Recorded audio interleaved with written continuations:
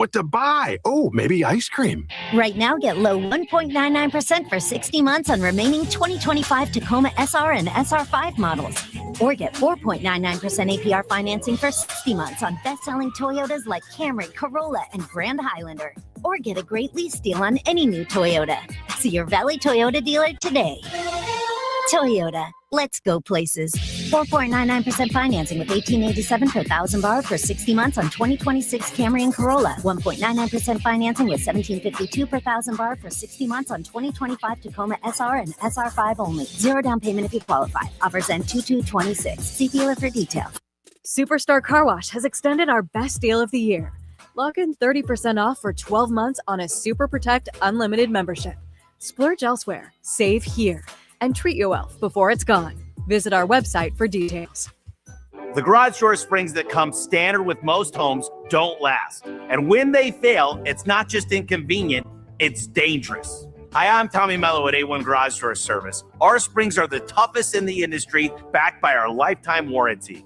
That's right. Fix them once and you're covered for life. Don't risk your family's safety or your peace of mind. Let A1 replace your springs before they become a problem. From repairs to upgrades, it's A1 from day one. A1 from day one. Connect directly, bid confidently. At Purple Wave Auction, transparency is key. With no reserves and no hidden surprises, you're connected directly to sellers so you can inspect and bid on quality equipment with confidence.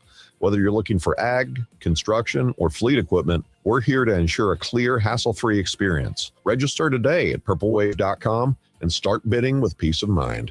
Purple Wave Auction, the easiest and most straightforward way to buy and sell equipment. AM 1060 KDUS Tempe Phoenix and KSLX HD2 Scottsdale Phoenix.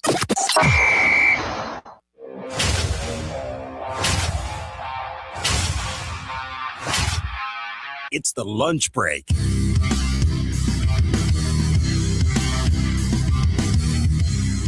January 21st, 2026, the Wednesday edition of the lunch break right here on KDUS AM 1060. Chris Schubert, producer Evan on the other side of the glass. We're with you for the next 2 hours here today on the program. And boy, feel like I've said this a lot lately, a lot to get to today on the program. The Suns with a big win last night on a little bit of a mini winning streak. The Cardinals coaching search continues.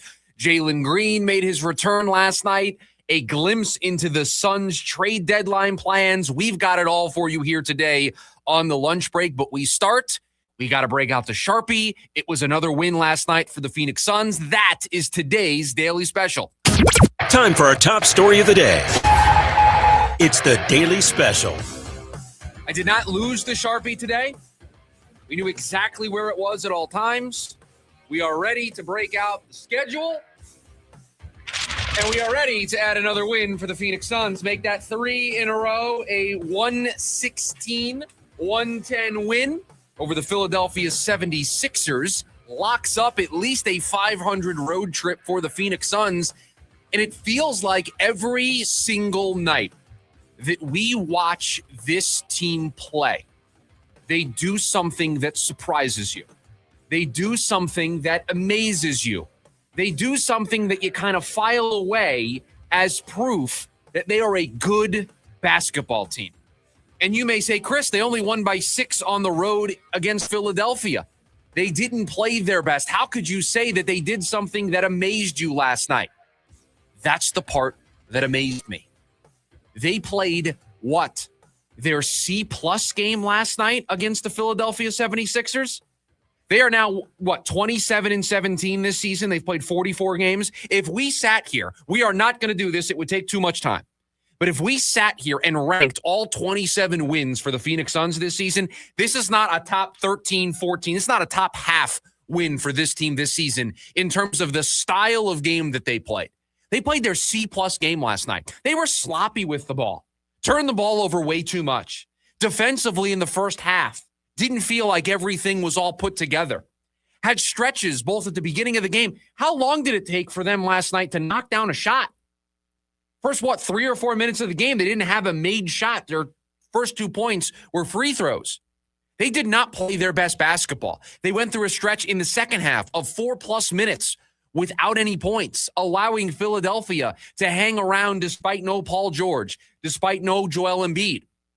The Phoenix Suns last night did not play anywhere close to their best basketball, yet it was still good enough to beat the 5 seed in the Eastern Conference.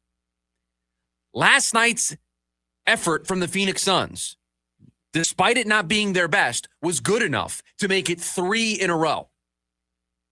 The Phoenix Suns last night, despite it not being anywhere close to their best effort, were able to win the second night of a back-to-back because their base level of play is so different, is so much higher than it was a year ago, that they can play their C-plus game and still win. Last year's team plays their C-plus game, they get the doors blown off of them. More talent, Kevin Durant, Bradley Beal, Devin Booker, the doors blown off of them if they played their C-plus game last year. But their C-plus game this year is such a higher floor than it was a year ago. And that's what games like last night teach you. They teach you that the floor for this team is higher than any of us thought it was going to be at the start of this season. But as we've played 44 games, we've watched 44 games come and go. The floor for this team is so much higher than where it probably should be considering the talent level. That's the thing that impresses me the most out of last night. Didn't play their best, still won the game. Played sloppy. And now you can't get away with that against San Antonio, against Oklahoma City, against Denver when they're healthy. You're not going to get away with that against Detroit, against the Knicks. You can't play that sloppy and expect to win. But last night, against a Philly team that didn't have Joel Embiid, that didn't have Paul George, that was also on a back-to-back, you're able to play your C-plus game and get away with a victory to lock up a 500 road trip. That's the impressive part. Phoenix Suns are a good team. They're a good team because they can play like they played last night and still find a way to win. Because when they need to, Jalen Green comes up with back-to-back defensive stops. When they need to, the ball's in Devin Booker's hands and he's making a shot to give this team the boost that they need on the offensive end. And so they lock up a 500 road trip. One more game to go here before they come home to end this month. A lot of home games coming up here in the end of January into the month of February for this team. Much needed home stand for this team after they've spent the last 2+ weeks basically on the road away. And yeah, I see the comments over on YouTube. It was scary there at the end. It was a lot closer than it should have been. Absolutely. And the Phoenix Suns allowed Philadelphia to be in that game late because the second quarter and the third quarter dominated by the Phoenix Suns. That middle 24 minutes, the Suns really thrive in that stretch of the game. The game settles in. The game's got a flow to it. The Suns kind of thrive in that second quarter. Then coming out of halftime, you're able to make your adjustments. You're able to do some tweaks, decide what your minutes are going to look like in the second half. They come out on fire. And they ended that third quarter last night really well. Those middle 2 quarters are really where the Suns have other teams' numbers. They didn't start the game great last night on the offensive end, and they didn't finish the game great. But they made the stops when they needed to, and it's good enough for a win. It's good enough for a 3-game win streak. And, oh yeah, Jalen Green made his return last night. And I thought, all things considered, and we're going to touch on this more as the show progresses today, I thought he played well. I thought all things considered, haven't played since November, a couple months off, dealing with a tissue injury. You're always a little worried about, is he going to be too cautious? I thought all things considered, and I'm grading on a curve, I thought he played well last night. Yeah, and I think he is naturally going to be cautious. I thought he was probably a little cautious last night. I do think that you can see where he's going to make a difference from this team, just from the one night. He only played 20 minutes last night. But he is going to be their second best scoring option if he stays healthy. And it's really not even close. Yeah, the 2 takeaways from last night was the limited minutes, right? He played nearly 30 minutes, I think, when he played against the Clippers, his last full game that he played before getting hurt. I'll get an official number. I thought it was like 22 this time. Okay, maybe I'm misremembering what the graphic showed. But it was around what we expected going into the game last night for him to play anywhere from 20 to 25 minutes. And I think the other important thing, and again, we're going to touch on Jalen Green specifically as the show moves on today, but he came off the bench. He did not start last night. Played 20 minutes. So 20 minutes last night? Or 20 minutes last night. And then what was it against? You have to go all the way back to November. Yeah. Because he's played in 3 games this season. So, Played 23. 23. So 23. And then obviously the 7. And then he gets hurt total minutes. the next night out, and then he's missed all this time, and now he's back. And he plays 20 minutes last night, but he comes off the bench. And again, I thought all things considered, you check a box. He got back in the lineup. He was productive. He certainly helped raise the floor on the offensive end. He had the 2 big stops defensively on back-to-back possessions for the Suns when the Sixers were kind of threatening that game late, and they're able to get out of there with a victory. And they also get out of there, Jalen Green feeling good. No, doesn't immediately come back and get hurt again, right? So checked all the boxes in that regard. And then the third thing that you have to take away from last night's game, the Suns are now firmly in a battle in the Western Conference. I don't think there's any other way to describe it. They are right in the middle of the battle for, what do we want to say, the 3 seed? Anywhere from the 3 to the 7 seed. They are firmly in this mix. 44 games in, more than halfway through the season. Honestly, tell me, what's the difference between the Phoenix Suns and the Minnesota Timberwolves? What's the difference between the Phoenix Suns and the Los Angeles Lakers? What's the difference between the Suns and the Rockets? The Suns and the Nuggets, who are banged up and have a bunch of injuries? What's the difference? Before the season, you'd laugh at me. I'd laugh at me for even suggesting that this is where the Suns would be. But we've now got a 44-game sample size to tell you the Phoenix Suns are right there. They belong. They're not fake. This isn't some type of fantasy dreamland. The way they've played to get to 27-17 is sustainable. It's not going to go away. I do worry about them running out of gas, but they are going to be able to play this style of basketball every single night. It's their identity. It's their culture. It's the way Jordan Knott has them set up. It's not going to all of a sudden disappear. So they are firmly in a battle in the Western Conference. And there's no reason to think that they can't finish as high as the 3 seed. There's no reason to think that they can't threaten to be hosting a playoff series. Honestly, somebody tell me what the difference is between the Lakers and the Suns right now. On paper, what's the difference? Suns have beaten them a bunch this year. Other than the Lakers have Luka Doncic, I really don't know a difference. What's the difference between Minnesota and Phoenix? When they're on the floor, they look like 2 teams that are contemporaries. The only team is Houston. Is Houston, because I feel like they've handled the Suns. Right. You have not been able to show an ability to beat that team. So, okay, if you want to say that Houston has your number, fine. But when Houston and Phoenix are on the floor together, does it feel to you that it is lopsided to the point where Phoenix doesn't stand a chance? This team beat Oklahoma City this year. They haven't lost to San Antonio this season. So to say that they don't belong when they step on the floor with these teams, they've beaten the Knicks twice. I know the Knicks have lost, 9 of their last 11 games, right? They're 2-9 in their last 11 games. I get it. It's dire there. But they beat Detroit. They are a team that can compete with anybody that they face. They belong on the court with any team that they face this season. So they are firmly in the mix. Adjust your expectations accordingly. Over on YouTube, Eric says the Suns are serious contenders. Aside from Oklahoma, San Antonio, or Houston, I expect this team to beat everyone they play. They've beaten San Antonio both times they've played them this year. They beat Oklahoma City. They beat Oklahoma City and almost beat them in a cup game in Oklahoma City. Houston, fine, I'll give you. They haven't been able to climb that mountain yet. I think I said they beat Detroit. They played competitively against Detroit. They've beaten the Knicks twice. By 3. Okay, they belong on the court with anybody they play. So it's game on. Let's ride. Let's go. Hop on the train. This team is firmly in the mix of the Western Conference, and last night, and there's a lot of season left to go, but last night they got a player back that could help them close that gap between them and Oklahoma City, close that gap between them and Houston, close that gap between them and San Antonio, and could be the player that provides the difference in this mix of teams that are in the middle of the Western Conference. I see it too, by the way. Michael is talking about them and their ability to take Maxey out of the game. I've watched some Suns or Sixers basketball. Hey, you're the Philly guy on the program. So. Maxey is unbelievable. He is unbelievable. And they truly took him out of the game last night. He had 20 points. I guarantee you he's averaging 30 plus. Oh, he is. He's like 3rd or 4th in the league. They showed a graphic on the Suns broadcast last night. I think he's 3rd or 4th in the league in scoring right now, nearly 30 points a game. But I don't want to be Debbie Downer.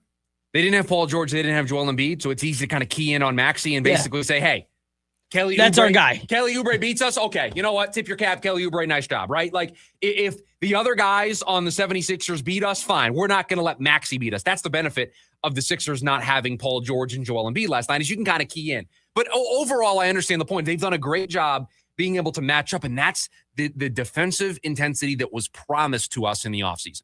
We were promised a better effort on the defensive end. It's not always going to be pretty. It's not always going to lead to them holding teams to, 100, 102 points. But their defense and the intensity level that they play with, the effort level that they play with, can frustrate other teams, can frustrate other superstars. And that gives the Suns an advantage. And it's why they brought Dylan Brooks in. He wanted to be a pest, to be noisy, to just jaw at the other team for 4 quarters and get under their skin. It's an identity that they have, and it's working to perfection so far this season. And we do this with the Cardinals a lot, or we did during the season, but we're 2 minutes away from this team being 5-0 on this road trip, headed in to play Atlanta for a chance to sweep a 6-game road trip on the East Coast. Yeah, I don't want to do that because they did lose the games, but what did we say before they played Philadelphia? If you win this game, you get to 3-3 on the road trip, and I can convince myself that, yeah, it's 3-3, but you almost beat Detroit. You came back from down 17 against Miami, right? You did all these things. It's impressive. It's impressive for a young team because, again, this team is ahead of schedule. This is not what this year was supposed to be. This year we're supposed to max out as you're the 8 seed, you're the 9 seed, you get to the play-in tournament. Maybe you get one of those last 2 seeds. That would be, that would be perfection. That would be the ideal outcome. That would be best case scenario. Instead, we're dreaming higher. We're dreaming bigger, because this team has given us every reason to do so. And last night, it's not going to be one of their best wins of the season based on the pure output. But they played their C-plus game, and they were still able to beat a playoff team in the Eastern Conference. That, to me, was impressive. More on the Suns as this show goes on. We'll talk about Jalen Green more in depth in hour number. I'm a little worried about this because I don't know what this is. I don't have Twitter open on my screen. So this could be one of those things where it's actual breaking news, or it's producer Evan being producer Evan. Cody Bellinger is in agreement with the New York Yankees on a free agent contract. I don't have years. So the last big domino on the hitter side has fallen. Of Major League Baseball has fallen. That's a good use of the sound there. The expectation was always that he was going to go back to the Yankees. We'll see what the dollars were. There was a rumored 5-year, $150 million offer from the Yankees in front of Cody Bellinger. So we'll see if the end product matches what the reports were. But now everyone's looking at the pitching side, right? Framber Valdez is still the top name that's out there on the pitching side of things. But in terms of hitters, all of the big names, unless I'm forgetting somebody here, but all of the big names are off the board at this point of the season. Kyle Tucker gone. Bo Bichette getting introduced today as a Met. Cody Bellinger now off the board. Kyle Schwarber returned to Philadelphia. Pete Alonso's in Baltimore. All the big names off the board here on the hitter side of things. And so now pitchers and catchers reporting in the next couple of weeks, it kind of creates an arbitrary deadline for guys to get this stuff done so they can start planning where they're going to be living for the 2 months of spring and getting all of their business in order. So the Yankees bring back one of their own. They bring back Cody Bellinger, and now we see what the rest of the offseason has to hold. You want to join the program here today? 480-864-1060 is the phone number for you to hang out with us today on the show. You can also join us over on the KDUS AM 1060 YouTube channel and chat away in the live stream. Also subscribe to the YouTube channel while you are over there. And if you're listening on the KDUS AM 1060 app, you can listen for your chance to win 2 tickets to the MLB Players Trust Playmakers Classic Warehouse 215, Wednesday, February 18th. 3 hours of nonstop experiences and excitement as they welcome over 400 playmakers, including 100 baseball players, for an unforgettable night of entertainment, connection, and giving back. There'll be live performances, food and drinks, custom experiences, and activations from the presenting partner, Fanatics. Whether you're a fan, collector, foodie, philanthropist, this milestone event is your chance to be a part of something legendary. We've got your chance to win 2 tickets to the Players Trust Playmakers Classic. For listening on the KDUS AM 1060 app. When we return, an update on the Cardinals coaching search because yet another name was added to the list today.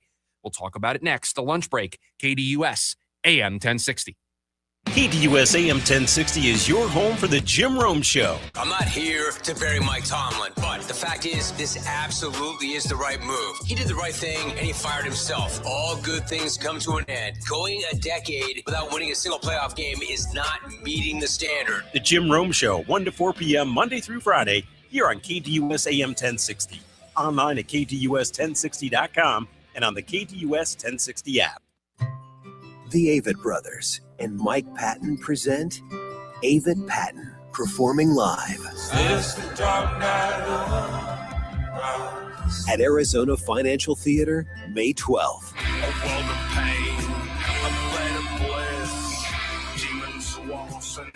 Avett Patton. On sale now at livenation.com. What's that song that goes da da da da da da? You mean la dee dee dee dee dee? No, he's talking about bum bum bum bum bum. No, that's not it. All right, guys, we don't have time for this. Furnaces are breaking down, and we promise we'll be there in one day. That's it. With Alaskan AC service guarantee, we'll arrive in one day or your repair is free. Oh, that song. One of my favorites. If you have a problem today, Alaskan AC will get to you within one day. If we don't, the whole repair is free, no matter how much. So good, people are singing about it. With Alaskan AC service guarantee, we'll arrive in one day or your repair is free. Reminds me of another song that goes boom, chicka boom, chicka boom. I've never heard that. Well, you're not as cultured as me. You have about as much culture as a bowl of yogurt. With Alaskan AC service guarantee, we'll arrive in one day or your repair is free. AlaskanAC.com. What would you do if you could multiply your cash? Would you multiply your vacations? Multiply your relaxation? Or multiply your celebrations? With multiplier scratchers from the Arizona Lottery, you can multiply all the good things like vacations, relaxation, and celebrations. Play multiplier scratchers for over $270 million in prizes and multiply your fun. Arizona Lottery. Love the play. Jim, I'm here with your Run Report. Let's not get this twisted. And no, I don't work the assembly line at the Hot Take Factory, but Indiana winning a national championship in football is not only the greatest story in that sport's history, it is the greatest story in any sports history. To go from the worst program ever to the very best in just 2 years' time truly is unfathomable. Me playing point guard for the Lakers might be more believable. And the fact that this could only happen in the NIL portal era is totally irrelevant because there's not a coach dead or alive that could have pulled off what Kurt Signetti just accomplished there. Find me a better coach right now. You can't. Find me a better sports story ever right now. You can't. The movies Hoosiers and Rudy were absurd with the liberties the producers took in making those flicks. But this story is even more unbelievable than those movies because it's real. It actually happened. Again, find me a better sports story. Oh, wait, because you can't. I'm Jim Rome. Revitalize your bathroom with big savings at Lowe's. Get up to 40% off select vanities and free delivery during our bath savings event. Plus, get up to 40% off select shower heads. No matter what style you're looking for, we've got you covered. Shop for your bathroom refresh at Lowe's. We help, you save. While supplies last, selection varies by location. I'm Ed Evans, CEO of Consumer Cellular. You know, the big wireless companies say they have discounts for people over 55, but unless you're willing to sit on hold and ask, you're probably paying more than you should. At Consumer Cellular, there's nothing to hunt down. We're built for people 50 plus with plans starting at just $20. And our 100% US-based customer service actually answers the phone. Call 1-888-FREEDOM or visit consumercellular.com today and get your second month free for a limited time. Taxes, fees, and other third-party website for additional details.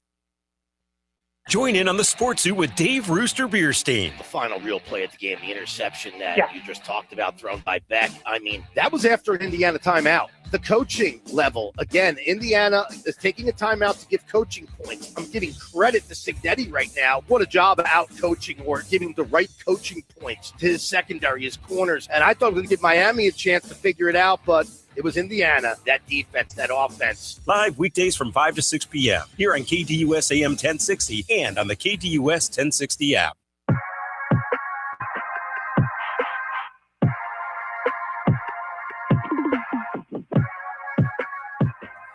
The Arizona Cardinals head coaching search continues, and we've got two more names to add to the list. If you joined us yesterday, you know that we talked about the Cardinals adding Joe Brady to their interview list. They're now up to 15 names, by the way. Joe Brady. And then today we learned that the Cardinals they've got their fingers crossed. They're going for the third time's a charm thing because they have a third in-person interview scheduled. The last two, Jeff Hafley and Robert Saleh.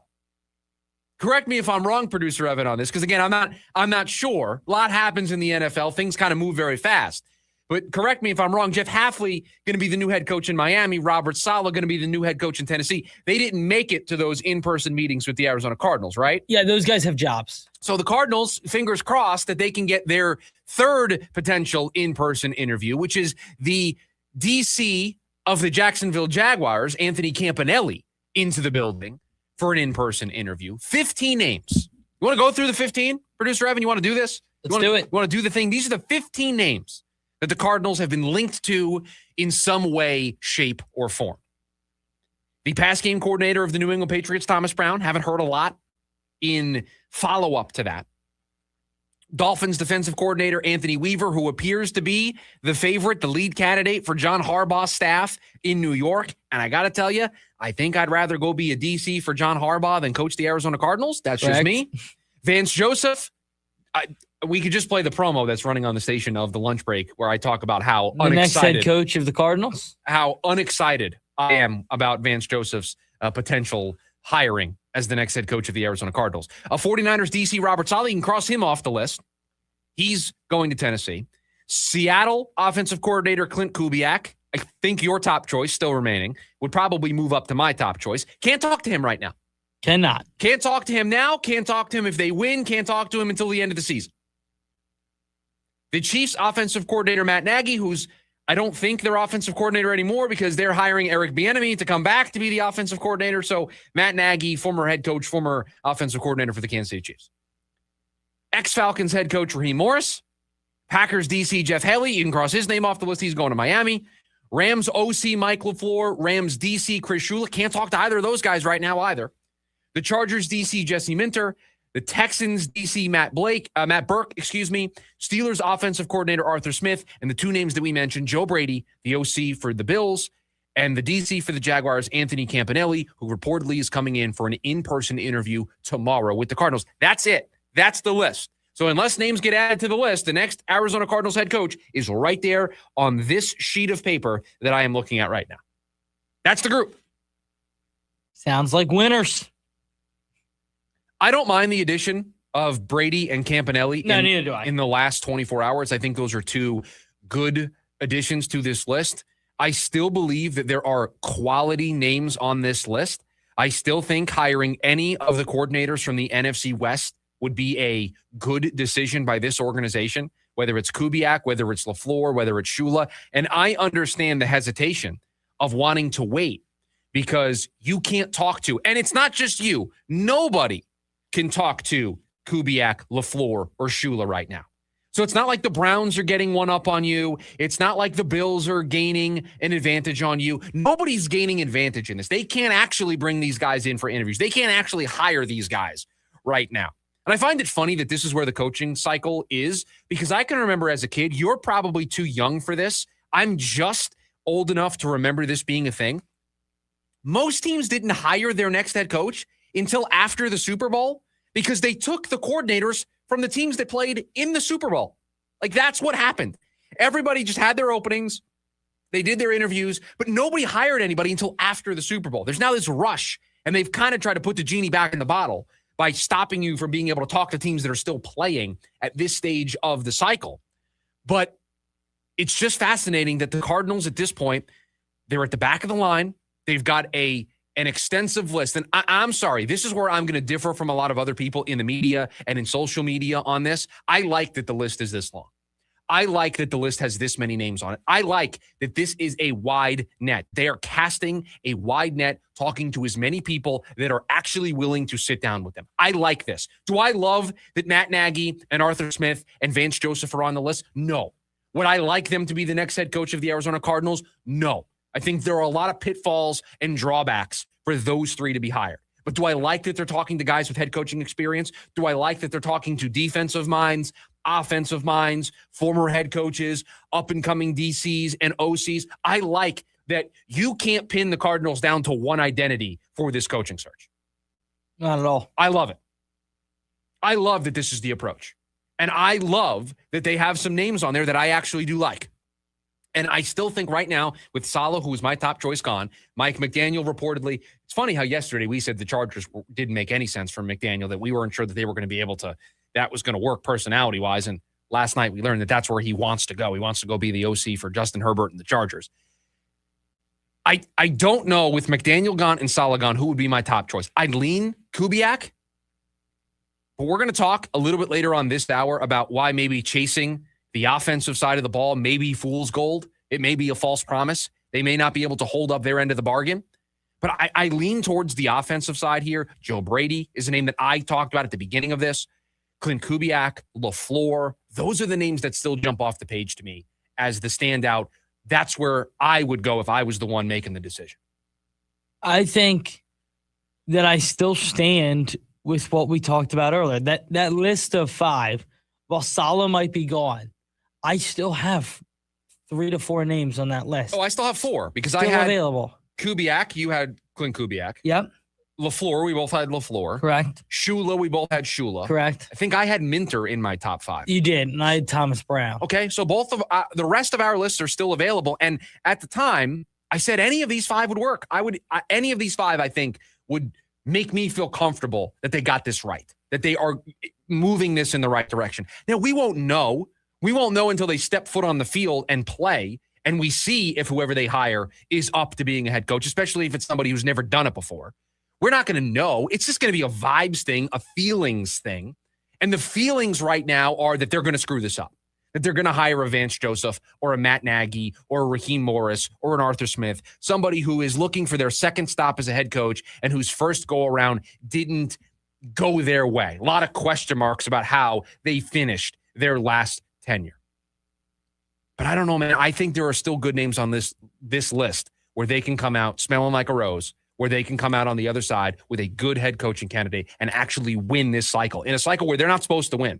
No. They're not supposed to win going up against the Giants, the Falcons, the Dolphins, the Bills, the Ravens, the Steelers. They're not supposed to come out of this saying, hey, we actually feel like we got a good coach. I still think that's possible. Maybe as these dominoes continue to fall, I won't feel that way, but I still feel like they can come out of this on the other side. And by the way, just want to talk about Campanelli real quick. We watched a clip from him on Hard Knocks when he was with the Dolphins as the linebackers coach. And I'm sure this is all just anecdotal, and I can find clips of any coach that the Cardinals hire being this way. My takeaway from watching his speech to the team, and again, he was the linebackers coach at the time, wasn't even a coordinator, was just a position coach giving the team a speech before they went out there for practice.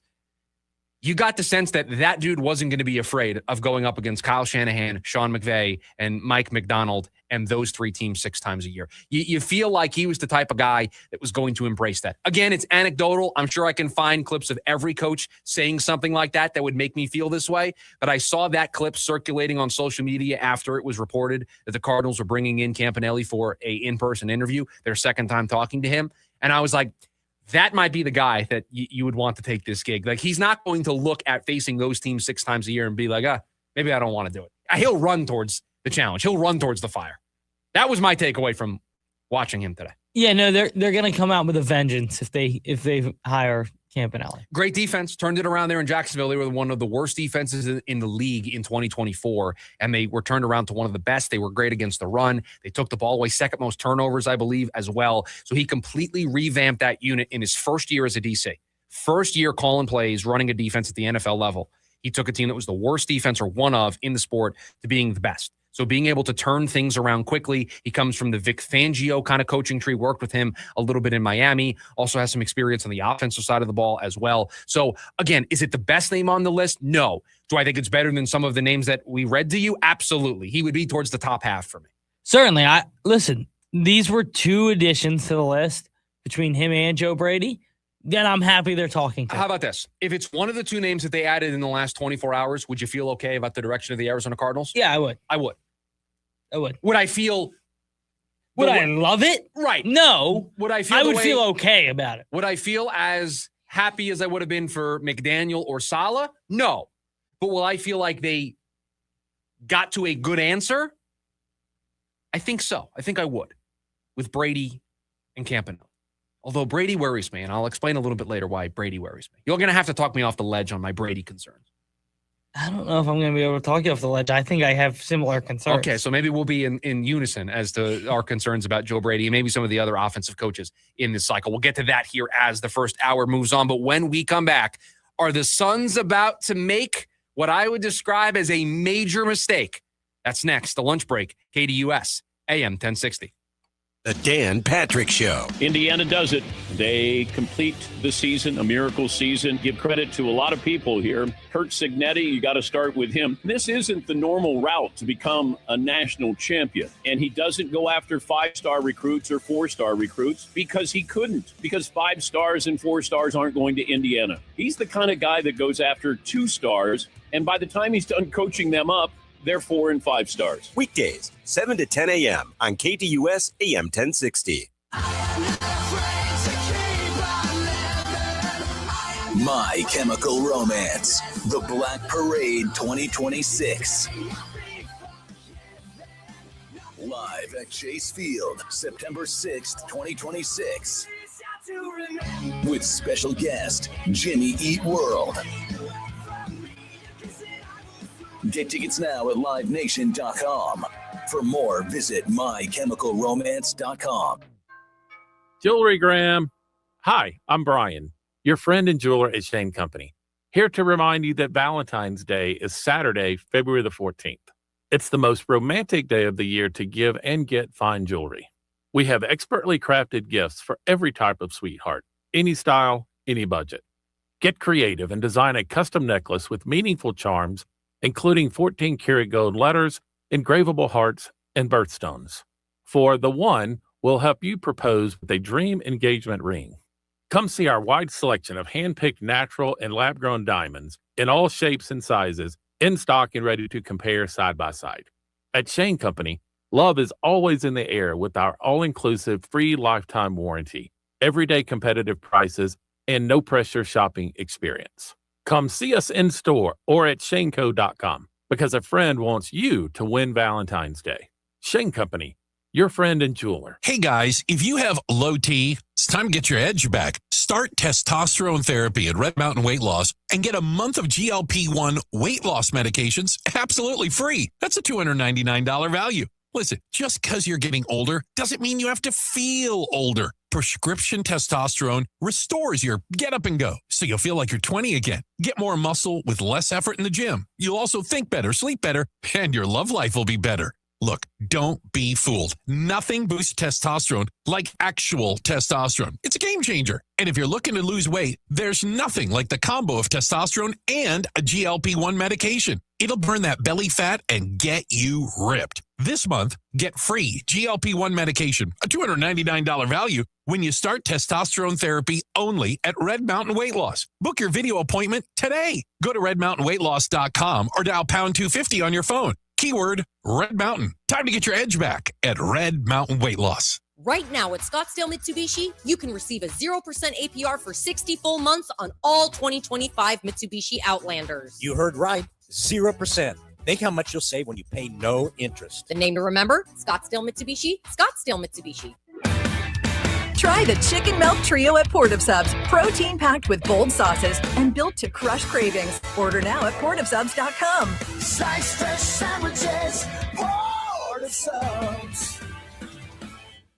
ASU women's basketball over on KAZG 1440. The Lady Sun Devils this Wednesday hit the road as they get ready to take on West Virginia. Head coach Molly Miller is more than ready to lead her team to another win on the road. Join Jeff Munn on a call live from the Mountain State. It's ASU women's basketball versus West Virginia. Pregame at 4:30 p.m. and tip-off at 5 p.m. over on KAZG 1440.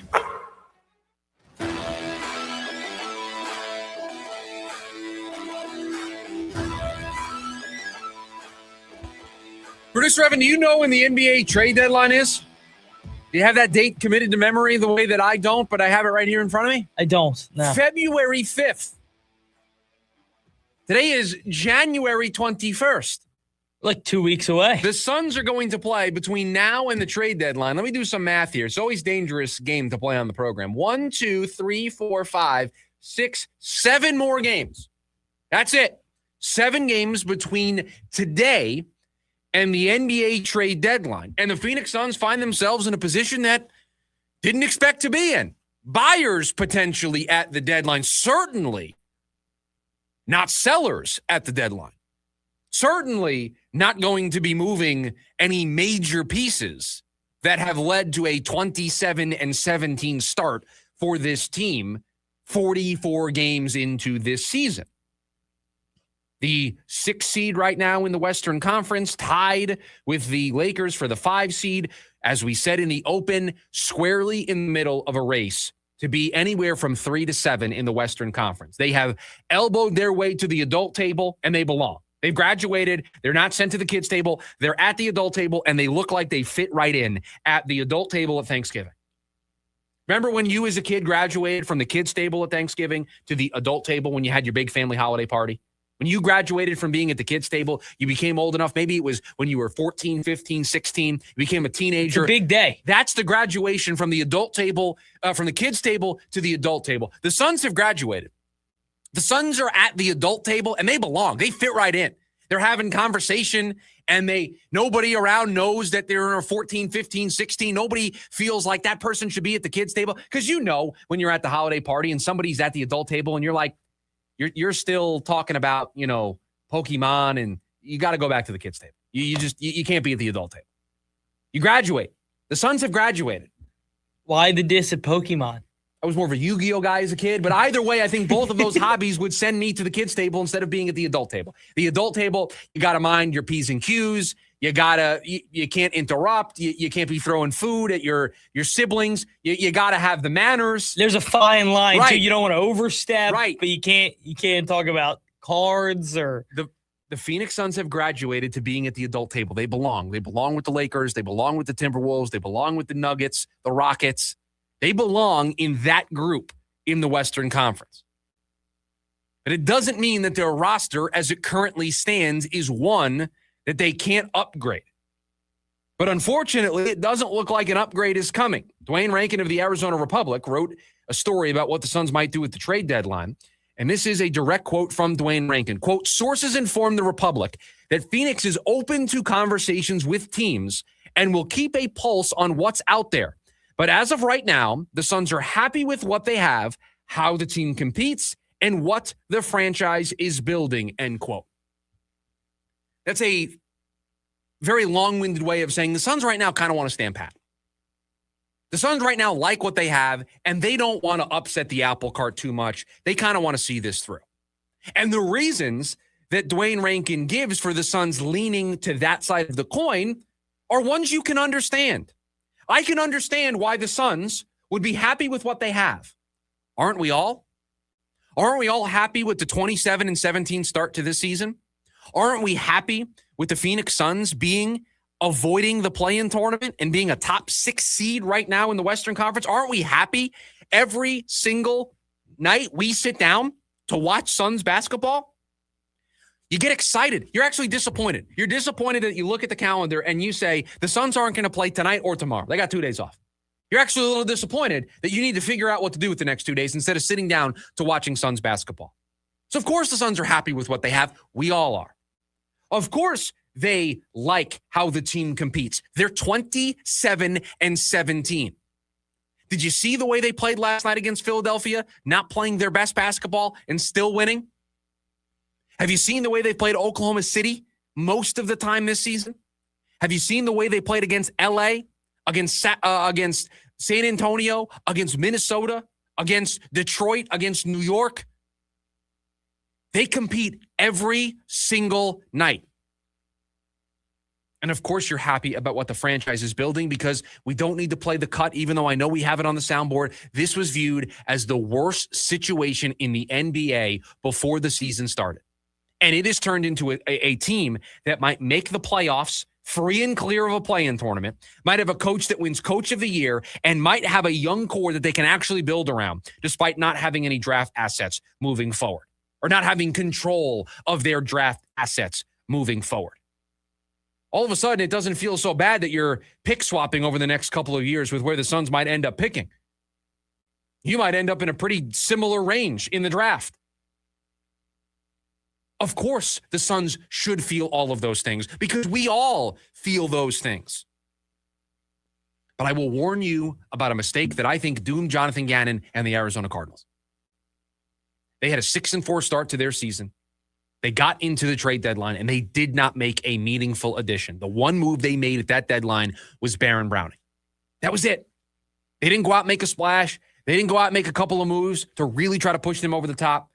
A 6-4 season ahead of schedule. They didn't try to push their chips into the middle, at least a little bit, to try to reward the group that was out there. And I hope the Suns don't make that same mistake because we know how that season ended for the Cardinals and Jonathan Gannon. We know that 6-4 turned into a 2-5 finish. 6-4 turned into 8-9, missing the playoffs, and you don't need me to remind you how this season went. We're talking about a coaching search here today on the program for the 13th consecutive day, basically. The Suns need to learn from the other teams here in the Valley. Do not make that same mistake. Now, don't blow it up.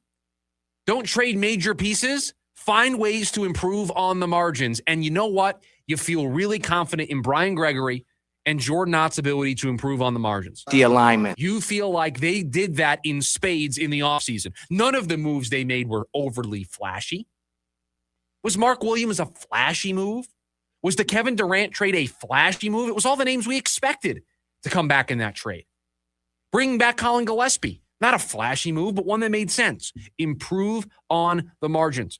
Don't just sit on your hands. Go get a power forward. Go get an additional guard. Give Jordan Ott more options because he's going to need those options as this season ramps up, as that gas tank gets closer and closer to E. Find the moves that can make this team better. Don't mortgage the future. Don't blow it up. Don't destroy the core, but find ways to make this team better. Do not just sit on your hands. There is a fine line, and we've talked about it before. The Cardinals made a mistake 2 years ago when they didn't go get somebody. You had the chance. You made that mistake.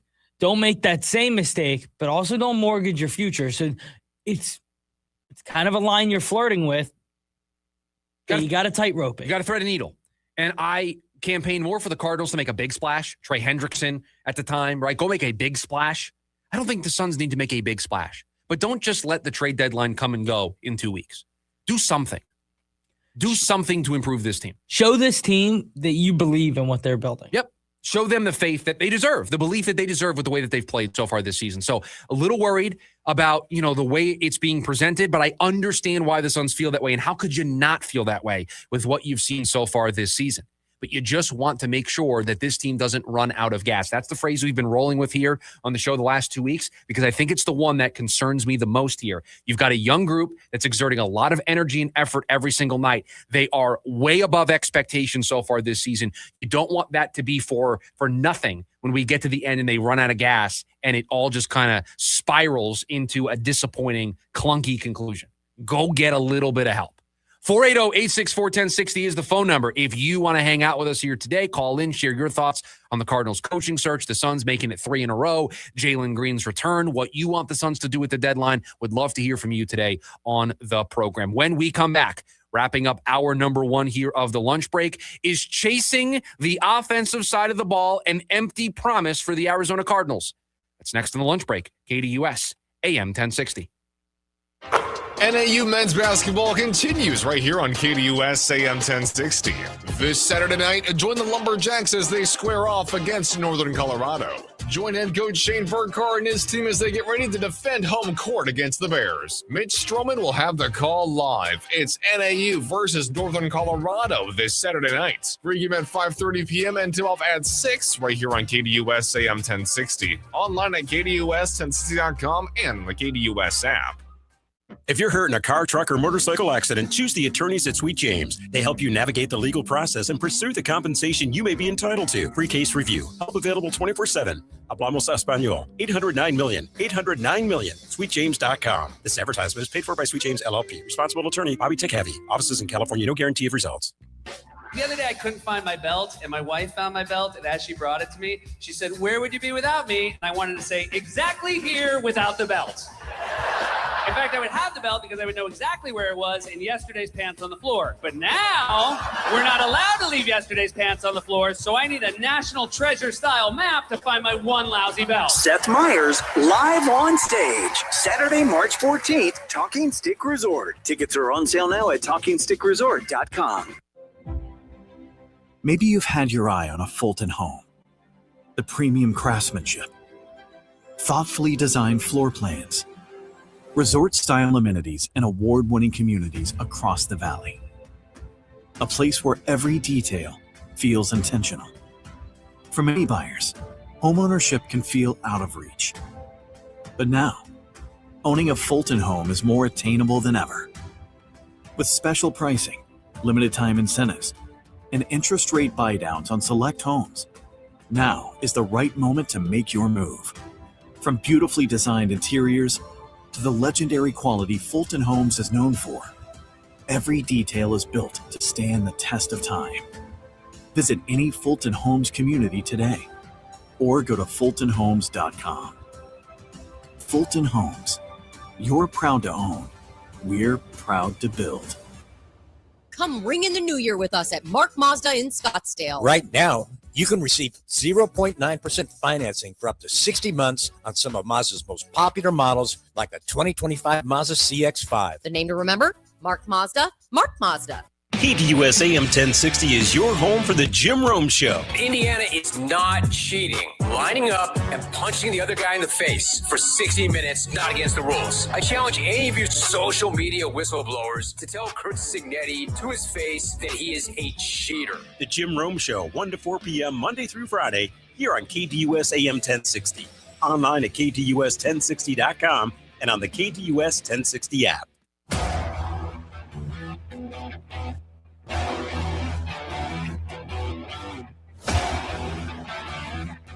There are plenty of reasons why a offensive mind is the right path for the Arizona Cardinals to go down in their coaching search. We know that side of the ball needs a little bit of a revolution.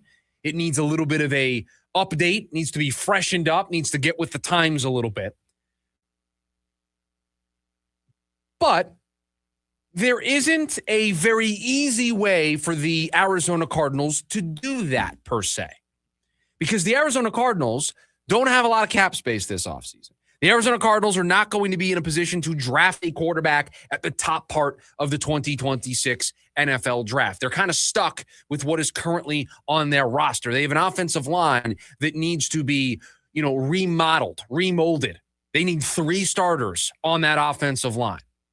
And so if you go out and get an offensive coordinator or a quarterback's coach or somebody who with an offensive background to come in here and take over the head coaching gig, because the pendulum swings back. You had a defensive-minded guy. Now you want to go to that side of the ball. What are they walking into? Because you can go get Joe Brady from Buffalo, and Joe Brady's done a nice job in Buffalo. But the 2 years before Joe Brady got to Buffalo to coach Josh Allen and have a top 10 offense every season, he coached for 2 seasons in Carolina as the offensive coordinator. And those numbers are not pretty. Clint Kubiak is having a great season running the offense up there in Seattle with Sam Darnold and Jackson Smith and Jigba and the 2 great running backs and Cooper Kupp, great offensive line. They've got it all. He was in New Orleans the year prior. They were in the 20s on the offensive side of the ball rankings-wise. Mike LaFleur is great when he's not really the guy calling plays because Sean McVay is. He's great when Matt Stafford is his quarterback and Kyron Williams is the running back and you've got Devontae Adams and Puka Nacua out there as wide receiver. But when he was in New York trying to coach up a young Zach Wilson, trying to build an offense from the ground up. Sound familiar, everybody? When he was trying to build an offense from the ground up, he struggled. Couldn't make it work. So I understand why. And I fall into this bucket. Why you are drawn to the offensive mind. Why you are drawn to a Clint Kubiak. Why you're drawn to a Mike LaFleur. To a Mike McDaniel, right? Why those types of guys stand out to you as the ideal next head coach for the Arizona Cardinals. The problem is the situation they're walking into. The situation that those coaches will have when they sit down in that chair is not the same that when Clint Kubiak got to Seattle. When Mike LaFleur was picked up by Sean McVay when Joe Brady, after being the offensive coordinator at LSU, walks into working with Josh Allen in Buffalo?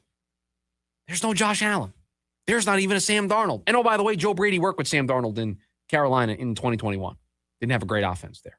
Didn't go well. Didn't go well. It's more of a Carolina issue, I think, than it is a Sam Darnold or Joe Brady issue. That's what makes this Cardinals head coaching search so difficult. It's hard to pin down exactly what they need. Their culture, I think, is fine. I think it's relatively okay. They don't need somebody to come in here and completely change that up. The Giants kind of needed that. The Giants kind of needed a new culture there. The Daboll culture didn't work. They have Jackson Dart. They feel like they've got the franchise quarterback. They need somebody who's going to raise the floor and set the base level of culture. John Harbaugh is going to do that. Buffalo, what do they need? They need somebody to get them over the hump, push them through to the Super Bowl. What is the thing that the Cardinals need in their next head coach? Because you got a roster situation that's not great.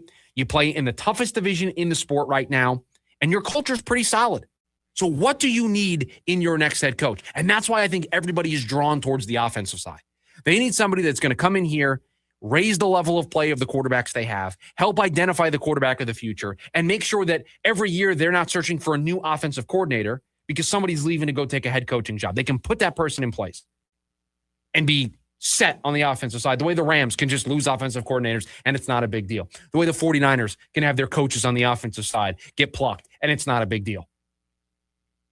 The Lions went through this. Ben Johnson was basically their offense. They lose Ben Johnson. It kind of goes south this season for them, or last season, I should say, for them. It's hard to pin down exactly what the Cardinals want. And I worry that going after an offensive coach is going to end up being a false promise. That by hiring an offensive coach, the expectation is going to be, all of our problems are fixed. Offense is going to be great. It's not that easy. It's not that simple. Joe Brady struggled when he didn't have Josh Allen as his quarterback. Clint Kubiak didn't put up numbers that wowed you when he didn't have Sam Darnold and the offensive weaponry that he's got up there with the Seahawks. Mike LaFleur failed in his first run as an OC calling plays in New York. There is no slam dunk. You bring this guy in, it solves your problems on the offensive side. I thought McDaniel was that guy. Hence why, and I think we can now officially do this, unfortunately. Oh, what a heartbreaking moment. I think we can just rip this up because Mike McDaniel's going to the Chargers. Did they ever call him? I don't know. We don't know if they ever called him. We don't know if a phone call was ever placed. I hope a phone call was placed. Hopefully it was extensive. Hopefully it was an extensive phone call, yes. But McDaniel was somebody who had been a head coach before, had walked into a situation similar to the Cardinals situation on offense with a quarterback that maybe isn't, the ideal quarterback in today's NFL, but made it work. They were able to run the football. They were able to be explosive for 2 years. They were the best offense in the sport. So you had a person who fit to a T the resume that I thought you needed in this job. Now everybody else isn't a natural fit for this gig. A lot of question marks come with anybody else that they choose to hire. So I worry about chasing the false promise of hiring an offensive mind, boom, instantly the offense is fixed. It's still going to take time. It's still going to be a work in progress for whoever takes this gig. That's the worry that I have. Joe Brady outside of Josh Allen, it's not great. Clint Kubiak outside of the 1 year in Seattle, not great. These are the names that I like. I like these names, but they come with a worry. They come with the worry of they don't have the credentials that somebody like Mike McDaniel had that made you just feel comfortable, at least made me feel comfortable about him being handed the keys to the franchise. The coaching search rolls on, just like the lunch break rolls on. Hour number 2 of the show is coming up next, a little buy or sell. Thanks for hanging out with us. KDUS, AM 1060.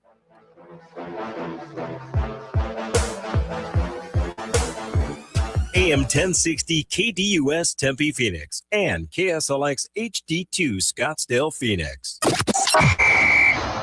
This is Michael with Restore My Civil Rights. Let's be honest, nobody keeps New Year's resolutions. Gym memberships don't get used and diets fail. If you lost your firearm rights because of past convictions, here's a resolution you can keep. You've thought about this for years. Make it happen in 2026. You make the decision, Restore My Civil Rights does the work. This resolution will change your life. To book a free consultation today, call 855-GUN-RIGHTS or visit RestoreMyCivilRights.com. That's RestoreMyCivilRights.com. It's frustrating when people intervene on you, but they have problems of their own. It's like when someone sends you a text, but the text comes from their email address. I hate this. Your name at iCloud, they FaceTime you from their email address? Are you calling on a child's iPad? Emmy-winning comedian John Mulaney announces his new tour, Mr. Whatever. Celebrity Theater, Friday, March 6th. Tickets on sale now at etix.com. Take advantage of thousands of dollars in SRP rebates and discounts on energy-efficient home upgrades like new air conditioning units, windows, ducts, and insulation.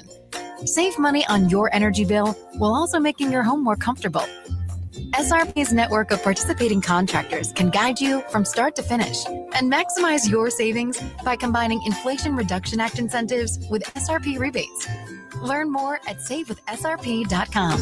Listen up, truck buyers. This is your warning before you overpay. If you're shopping lifted trucks online, you better know this. Most prices you see are not real. They leave out the lift, the wheels, the tires, the tint, then crush you with tens of thousands in add-ons when you show up. Not at Unique Trucks on East McDowell Road. We do business different. Go to uniquetrucks.com because the price you see there is the final price. Lifts included, tint included, tires, wheels, accessories, all included. No hidden fees, period. Find a comparable truck anywhere in the valley, we'll beat the price guaranteed. We work with every bank and credit union. Pay top dollar for your trade and accept all credit. Here's how easy it is. Call 888-8LIFTED. Make your best deal right now on the phone, and we'll deliver the truck to your door anywhere in the Southwest. Test drive it in your neighborhood. No obligation. Stop playing games. Shop UniqueTrucks.com. Call 1-888-8LIFTED. That's Unique Trucks on East McDowell Road or online all the time at UniqueTrucks.com. The correct way of doing business. On approved credit plus tax, title, license, and $4.99 doc fee. It's the grand opening of Fulton Homes' newest master plan community, Acclaim. This beautiful community features open spaces, multiple parks, and a large aquatic center. Visit FultonHomes.com. Fulton Homes. You're proud to own. We're proud to build. AM 1060 KDUS Tempe Phoenix and KSLX HD2 Scottsdale Phoenix.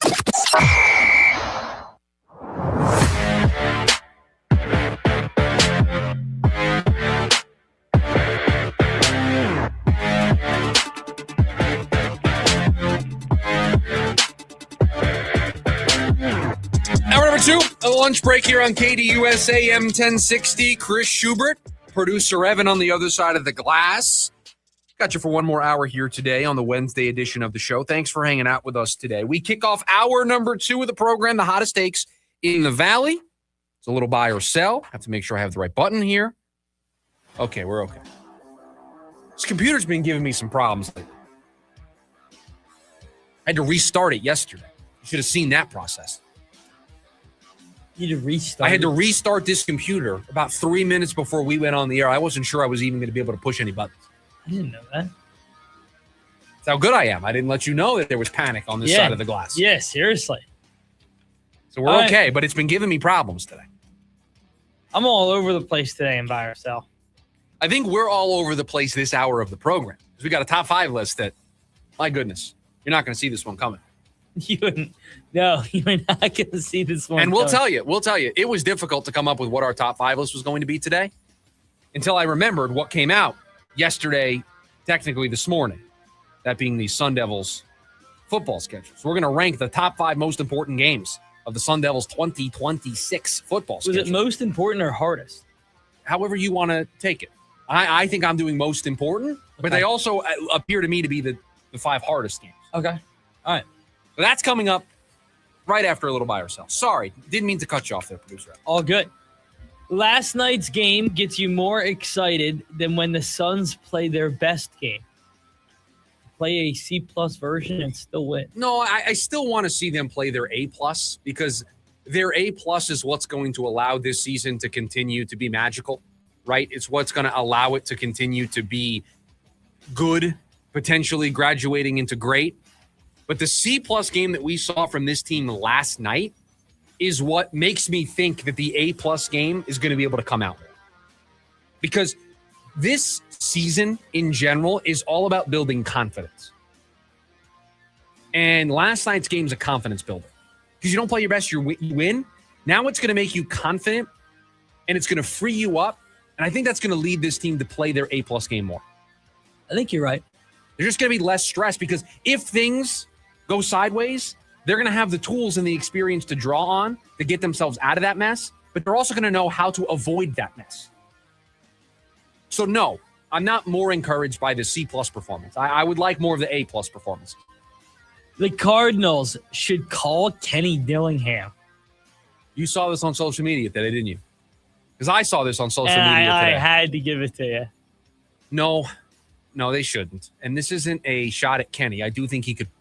I actually think he would be a pretty good head coach at the NFL level. It's not what the Cardinals need right now. The Cardinals need stability. And it's why some people think they need experience in this job. But they don't need somebody that's a complete newcomer to the NFL level. It's not. You need somebody who's been in an NFL locker room. Yeah, you do. Yeah, I don't disagree with you. That feels like the right choice. The D-backs will bring back Paul Goldschmidt. So is this the other move? Is this the follow-up move to Nolan Arenado? This is the follow-up move. Not only because it would be Paul Goldschmidt returning home, and that's a great story, but I do think this makes sense. Who's their first baseman going to be right now? Locklear. He got hurt at the end of the season, had surgery. Is he going to be ready? And are you going to allow that Tyler Locklear's presence and Pavin Smith stop you from no getting Paul Goldschmidt? No, you should not at all. You shouldn't let Pavins either. Yeah, but if you get Goldie, you can platoon them. Pavin can play against righties. Yeah. Goldie can play against lefties and be a defensive replacement late if you're trying to hold on to a lead. It's perfect. That's why it makes so much sense. It gives Pavin every opportunity to succeed facing righties. You can minimize how much Goldie is out there because he's like 39 years old. He's 400 years old. You don't want him playing 140 games. So he's like an actual age. Sure. You can tell me what his actual age is. He's 400. I mean, he's been playing baseball forever. Paul Goldschmidt is 38 years old. Okay, I was close. 438 is close enough. He can play against lefties, which he crushes. He in New York last year with the Yankees was great against lefties. And he can be a good defensive replacement for you late. It's perfect. It doesn't put pressure on Tyler Locklear. He can go down to AAA. It allows you to have Adrian Del Castillo be more in a DH type role. Perfect. So they should do it, yes. Is that what you asked me? What was the buy or sell? Yes. Yes. They should bring in Paul. Of course. Or that they will. Oh, they will. Well, I don't know if they will. They should, absolutely. I'll just give you a buy. Sure, yeah, you can put me down for a buy. Freddie Peralta will pitch for the Brewers this year. No, sell. No, absolutely not. Freddie Peralta will be pitching someplace else next season. I don't know if it'll be for the Diamondbacks. Doesn't look like it. It's probably going to be for either the Yankees or the Mets. But the four teams that have been mentioned the most. Diamondbacks are in there. Diamondbacks, Mets, Yankees, and Orioles. Those are the four teams that have been mentioned the most in connection to Freddie Peralta. So no, he will not. I will take the field on Freddie Peralta pitching for the Brewers or the rest of Major League Baseball. Give me the field. You should have known that already, though. Of course. I always take the field. Always take the field. Always take the field. Keon Coleman will not be a Bill next year. Oh, man. I thought you were going to say this is a leftover story. This was really bad this morning from the Bills. Their first time meeting with the media after firing Sean McDermott. And boy, if you are a Bills fan, you did not come away from that press conference feeling confident. It was so bad. It was not great. You have the owner interrupting the GM to throw the ex-coach under the bus for picking a player. And then the GM later on having to kind of backtrack and say, listen, I'm the one that handed in the card. I'm responsible. And that player being Keon Coleman. Yes, Keon Coleman's going to be a Bill next season. I've seen a lot worse situations. I mean, A.J. Brown is still an Eagle, okay? Yeah, I mean, like, in fairness. Brandon Ayuk is still a 49er, okay? Keon Coleman's going to stay a Bill. The GM didn't come out and say... They haven't seen Brandon Ayuk in months. He's still a 49er, still on the roster. All right, Keon Coleman will play for the Bills. Yes, I think Keon Coleman will play for the Bills. Carlos Beltran getting into the Hall of Fame. Now, you be very careful with your next words here. Be very, very, very careful. Sets a precedent for other guys like A-Rod to get in. No, absolutely not. What's the connection that you want to make between 17 Astros? Okay, what about this? What if I switch it? What if I just thought of that. Carlos Beltran getting into the Hall of Fame means that Altuve will get into the Hall of Fame. No. I don't think it's a lock that Altuve gets into the Hall of Fame. Means that his cheating scandal won't hold him back. I honestly asked this question. How many people, when debating Carlos Beltran's Hall of Fame candidacy, even thought about the 2017 Astros? Honestly. I remember when that all came out. Like, that was a big... Do you remember that conversation? It was like, does that keep Beltran out? Do I remember the conversation? He was hired as the manager of the Mets, and after his first press conference, they had to fire him. So, yes, I remember it very strongly. Yes. He was going to be the manager of my baseball team, and he got fired. Oh, yeah, that's right. Before he managed a game, he was fired. So, yes, I'm very well aware what happened around the time that all broke. Yes. Very deserving Hall of Fame. But how many people even thought about it? I did. And I think it's something worth considering. But to me, to compare Beltran's role in the 2017 Astros to A-Rod's steroid use is kind of apples and wrenches. I don't think they're the same thing. Yeah, but they're both cheating. And so my thought is, okay, you've put Ortiz in there. There's always been the lingering talks there. It's a little looser, Beltran's connection to the whole thing. Yes. Whereas A-Rod's, there's no loose connection. The dude was suspended for PED use. So here's my thought. In 2 years, A-Rod's going to be in. I do not think A-Rod will get it. Should be in, will not get it. Because I think Bond should be in. Yeah. They get in together. That's going to be the greatest. You know what's going to be awesome? The day they decide to put him in, they're going to have so many people show up to that ceremony and be like, wow, we should have put him in a long time ago. I think it's going to take a really long time for those guys to get in if they ever get it. They both get it. I worry that those guys are going to. This is going to sound wrong. Okay. And I don't want it to. Okay. Be very careful. You have your finger on the dumb button? Just in case? I don't think... I'm not going to say anything bad. Oh, okay. Go ahead. But, I just feel like they're going to wait until both of them can't enjoy their fact that they're in. I'll say it. Yeah. Because I was going to say it before you said it. They're gonna wait for a Pete Rose situation. Yeah. They're going to wait until after they pass to put them in. Absolutely. I was going to say that if you didn't. Yes. Yeah. No. I was literally about to say that before you wanted to say it. Yeah. Yeah. Because that's the only way they put him in. I think they don't want to give him the satisfaction. I think it's a little easier for Bonds and A-Rod. I think the gambling thing for Pete Rose was just so hard for the commissioner in the sport to overcome. But I'm with you. Because that's a totally different thing. I'm with you that I think it's going to be a while for those guys, the steroid guys, to see it. And I don't know if they will. Does Manny Ramirez get in? No. Happy to see Andrew Jones get in, though. I am surprised at how much Hall of Fame support Andrew Jones ultimately got. I thought he was going to be one of the guys that fell short. Yeah, I thought he was going to be. We need a guy like Utley getting it. I would leave Chase Utley off my ballot. I would make sure he gets under the 5% and never sees another ballot. But that's just me. Wouldn't get my vote. What? Why? Just wouldn't get my vote. Yeah, Carlos Beltran was cheating. So. Carlos Beltran, Andrew Jones, congratulations. Into the Hall of Fame. Into the Hall of Fame. Last one for you. Next year is do or die for Josh Allen. Not that the Bills will move on from him. Right. I mean, so do or die in what way? But it feels like if he's not going to win it in the next few years, when is he going to win one? No, I think we're past that point. And I think, and my only, people talk about Elway, it took Elway his last 2 years. Yeah, but Elway had gone to 3. I mean, it's more likely that with whatever coach they hire, they take a step backwards next season more so than pushing through the wall and going to the Super Bowl. It's way more likely that they take 2 steps back next season. They're going to play a really tough schedule. Can you pull up what the Bills' schedule is next season? We don't know the order, but can you tell me who they play? Bills 2026 opponents. Because I guarantee you they've got a who's who on there. A who's who.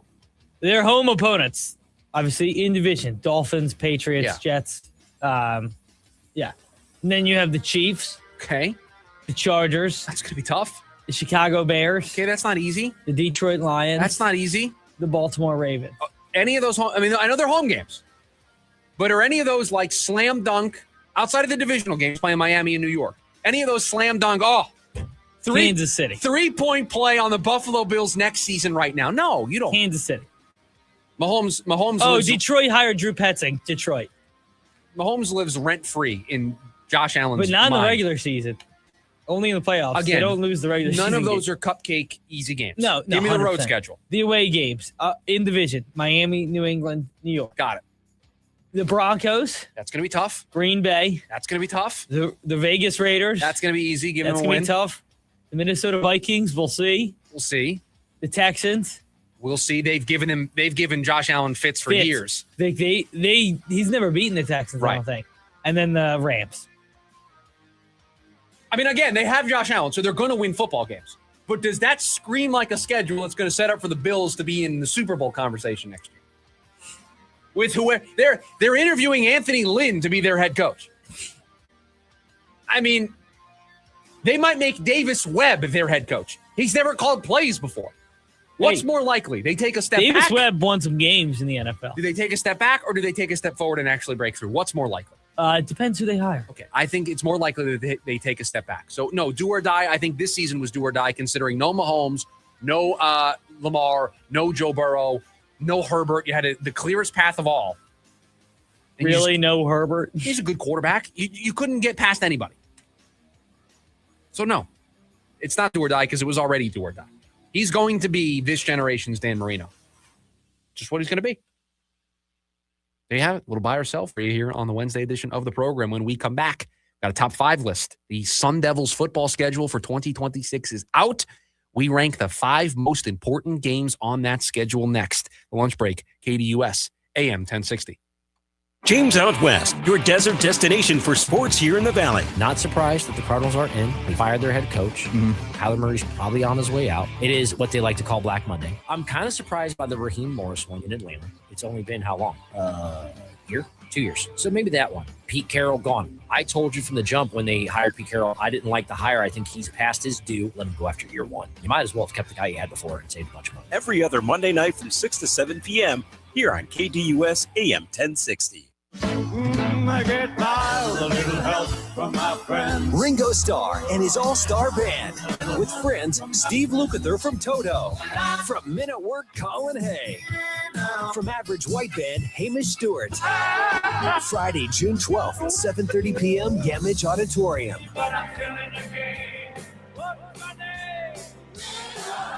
On sale now at Ticketmaster.com. Produced by Danny Zalesko Presents.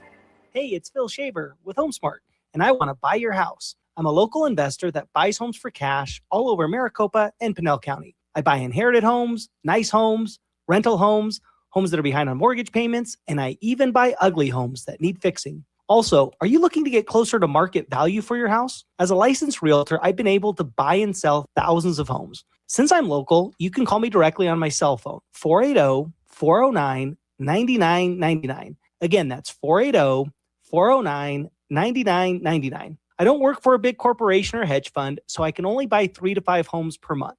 There are no fees involved, and you can pick your own close date. The best part is I buy homes as is, so you don't have to worry about doing any repairs. Again, you can call me directly at 480-409-9999, or you can go to my website, gosoldaz.com. That's gosoldaz.com. Come ring in the new year with us at Mark Mazda Scottsdale off the 101 in Indian School. Right now, you can receive a 0.9% APR for 60 full months on some of Mazda's most popular models, like the 2025 Mazda CX-5. Don't know what to do with your trade? We'll give you a minimum of $8,000 for any trade, no matter what shape it's in, as long as it runs based on the actual MSRP. And if $8,000 is the minimum, think what your good trading might be worth. The name to remember, Mark Mazda. Mark Mazda on approved credit plus $998. I'm Dan Patrick, and this is Above the Noise. At age 37, the clock is ticking on Steph Curry's greatness. The Warriors came into the season as a long shot in the talented Western Conference. But there was at least a sense of optimism, but it took a brutal hit Monday night when Jimmy Butler suffered a season-ending knee injury. Now Golden State is stuck in basketball limbo. A championship run suddenly feels unrealistic in a loaded West, but here's the problem with walking away. Curry's still on the roster, and as long as the greatest shooter of all time is playing at this level, punting on a season feels almost irresponsible. So the question becomes philosophical. Do you keep pushing chips into the middle, sacrificing future flexibility to give Steph Curry one more chance? Or do you view Butler's injury as a sign that the era has reached its natural end? There is no easy answer here. What is clear is that time is no longer on Golden State's side. I'm Dan Patrick, and this is Above the Noise. What goes better with a meal? Bacon. At Heartland Steakco, they take their bacon seriously. From their double smoked hickory to their honey jalapeno, which brings sweet and spicy together for the perfect combination, to their all-new bacon flavors like whiskey peppercorn with its smoky richness, to their applewood double smoked bacon that's smoked over real applewood chips, to their all-new maple bourbon bacon, which brings out the subtle notes of maple and bourbon for a rich taste. Heartland Steakco has your bacon and USDA Midwestern beef ready to ship and delivered straight to your door. Don't wait. Order today for yourself, a friend, or anyone who loves that true Midwest taste. Ordering is easy at heartlandsteakco.com. And right now, when you spend $199.99 or more, you'll get free shipping plus 2 pounds of bacon with promo code BACON. Go and get your bacon from heartlandsteakco.com. That's heartlandsteakco.com, promo code BACON. Taste the Heartland difference. The Varsity Sports Show with Vince D'Alessio is your hub for everything high school and college sports. Join Vince and friends as they give you the full picture on student athletes and where they're heading. Live interviews with coaches across the valley. Asking some of the tough questions. Varsity recaps and in-depth interviews with tomorrow's sports stars. The Varsity Sports Show with Vince D'Alessio. Live every Saturday morning from 9 to 11 a.m. Here on KDUS AM 1060 and on the KDUS 1060 app.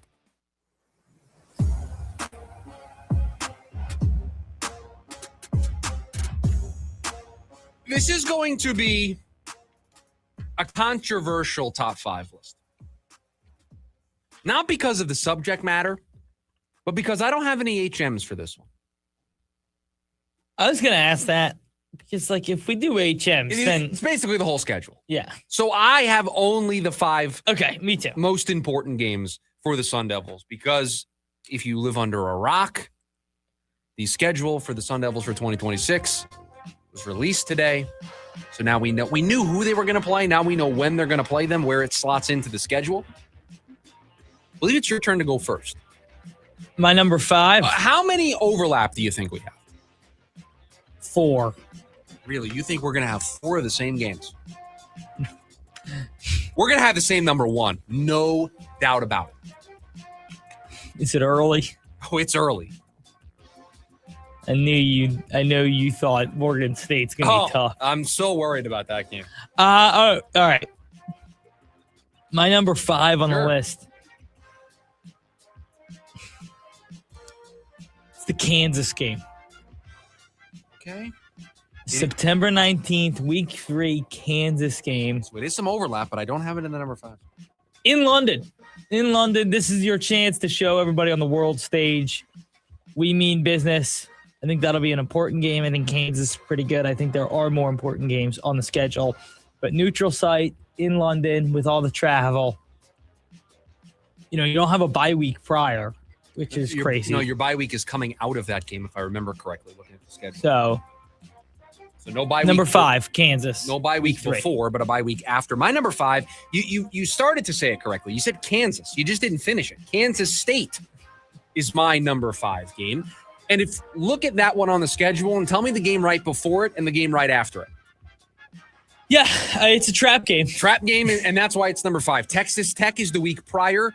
BYU is the week after. And both of those are road games, Tech and BYU. Both road games away from Mountain America Credit Stadium, Sun Devil Field, whatever we're calling it these days. Trap game stuck right in the middle of it all. Kansas State always going to play you tough. You're going to be thinking about BYU the following week. You may be riding the high of beating Texas Tech the week prior. Kansas State, the 5th most important game for the Sun Devils for me on the schedule. At number 4, they play it every year. This year, you're on the road to finish up the season. Territorial Cup at Arizona as my number 4 important game. It's important because it is for the Territorial Cup. I think it'll be important because it could be the game that sends you to the conference title game, could be the game that locks up a playoff spot. The number 4 at Arizona on November 28th. You ready for a hot take? Yeah. Not on the list. Not on the list. It's I not on the felt list. like I had to. Yeah, I understand. Didn't make a list. Number 4, you had it as your number 5. I've got the game in Kansas. Not because of who the opponent is. I think ASU is a better football team than Kansas. But it's just the circumstances around the game, right? There's going to be so much attention to a random regular season ASU football game because they're playing it overseas, right? They're not going to be a lot of pomp and circumstance. Exactly. And so with that can come distraction. You may not be, and again, it's week 3. Are you going to be playing your best version of football in week 3? That's going to be potentially Cutter Boley's 3rd start as the Sun Devil quarterback. We'll be in London. In London against Kansas. Luckily, important. he will be a little seasoned. Considering the game that's the week prior. We'll get to that, don't you worry. But I've got the Kansas game in London as my number 4. Week 3. My number 3 game, week number 8 at BYU on October 31st. Can I correct you here? Because you made this mistake and I almost made it. Flip them? No. It is not week number 8. I know it says on the schedule it is 8. But the bye week. Week 10. So it's week 9. Week 9. Of the regular season. No, we have the same number 3. I also have BYU. At BYU on October 31st on Halloween. By the way, now I'm seeing that. Put on your costume. Head up to Utah and watch the Sun Devils take on the Cougars. What are we dressing up? The Utes. What are we dressing up as this year for Halloween?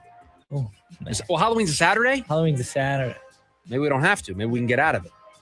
I think that's okay for both of us. I think we're quite all right with that. Yeah. So, yeah, I have BYU as my number 3. It's the tail end of a pretty lengthy, tough stretch for the Sun Devils. They've got Tech the 2 weeks prior. I've already mentioned that K-State game kind of sandwiched in between, but it's a road game at BYU. You've played them well in the past, but going to their building's kind of a different animal. And I do think these tough road Big 12 games are going to be a really interesting test for Cutter Boley in year 1. I expect him to be the starter when it's all said and done.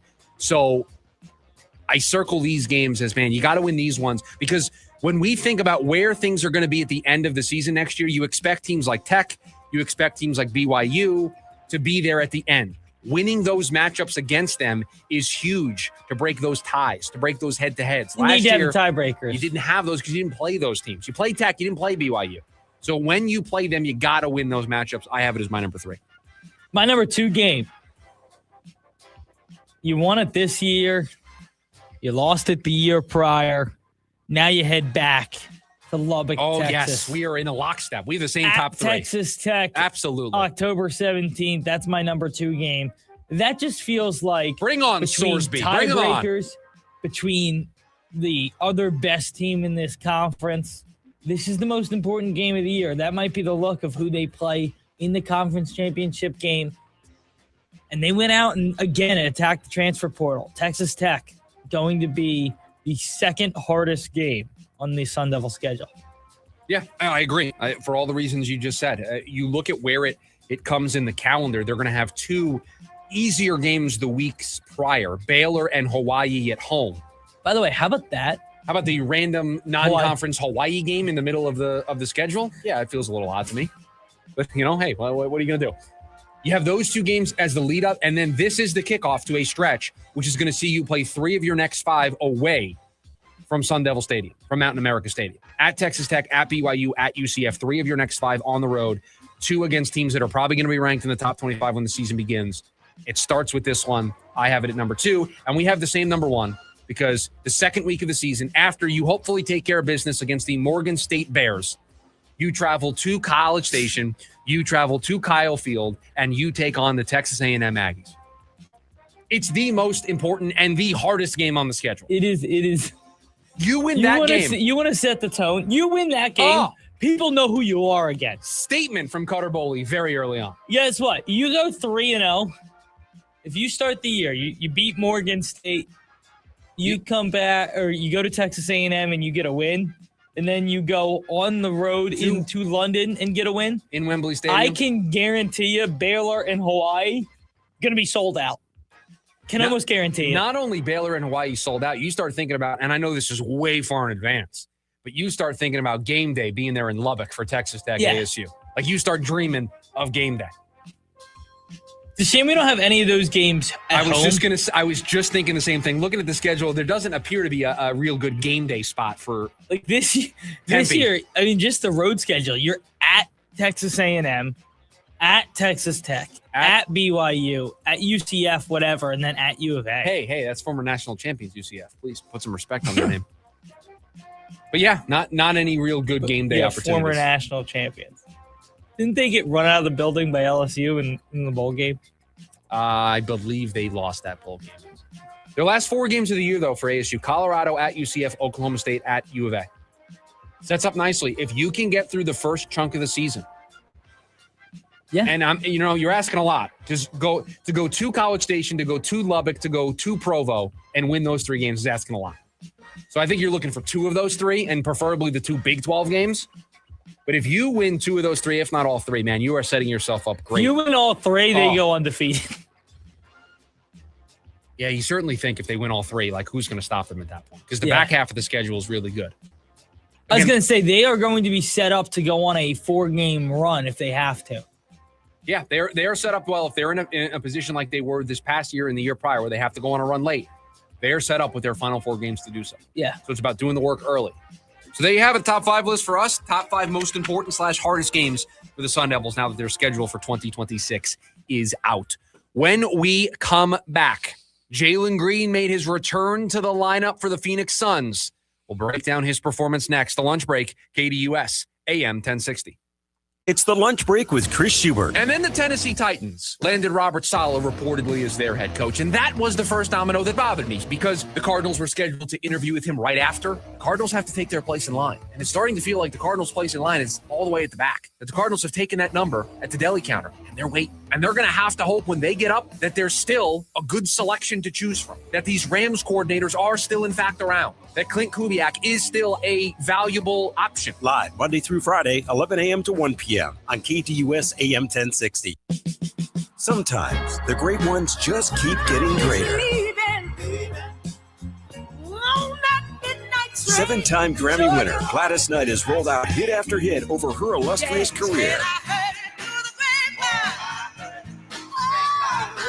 Don't miss Gladys Knight Saturday, March 7th at 7:30 p.m. Tickets on sale now at celebritytheater.com. Brought to you by Daddy Zalisco Presents. When is Kate getting here? Should be any minute. She was on one of her Goodwill treasure hunts. Treasure hunt? Oh, here she comes. And in an amazing new jacket. Ready to rock, guys? You definitely are. Where'd you get that? Don't you love it? I got it at Goodwill. Kate got it at Goodwill. With hundreds of thousands of unique items arriving in-store daily, you can get it at Goodwill too.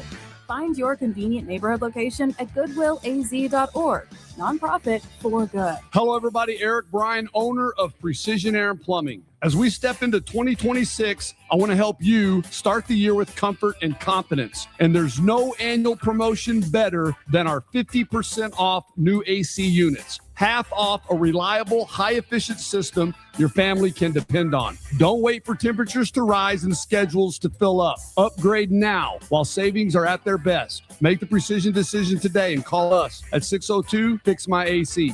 Come ring in the new year with us at Scottsdale Mitsubishi. Right now, you can receive a 0% APR for 60 months on all 2025 Mitsubishi Outlanders, or receive 0% APR for 72 months on the 2025 Mitsubishi Outlander PHEV. You heard right, 0%. And if you're thinking about selling or trading your current vehicle, please give us a call. Our data shows that 9 out of 10 times we offer more. Don't cost yourself $1,000 or more by not making that simple phone call. The name to remember, Scottsdale Mitsubishi, Scottsdale Mitsubishi, another Mark Auto Group dealer. Every day begins with the promise of something new, a new perspective, a fresh start. At Banner Health, right here, right now, we're pioneering new ways to treat cancer with our own immune systems. We're among the first to treat Parkinson's with the patient's own cells. And we're a world leader in artificial heart implantation, all while training over 1,300 doctors every year. Impressive, right? It's just another Banner day. Banner Health. Hey, Mom. It's me. Oh my gosh, you'll never believe what I just opened for Valentine's Day. A sapphire ring from Helzberg. Just like the one I lost years ago. Remember how excited I was when you gave it to me? I cannot believe you remembered that story. I guess you were right. I really found the one. This Valentine's Day, create a moment that means something with up to 40% off gifts at Helzberg. Shop in store or at helzberg.com.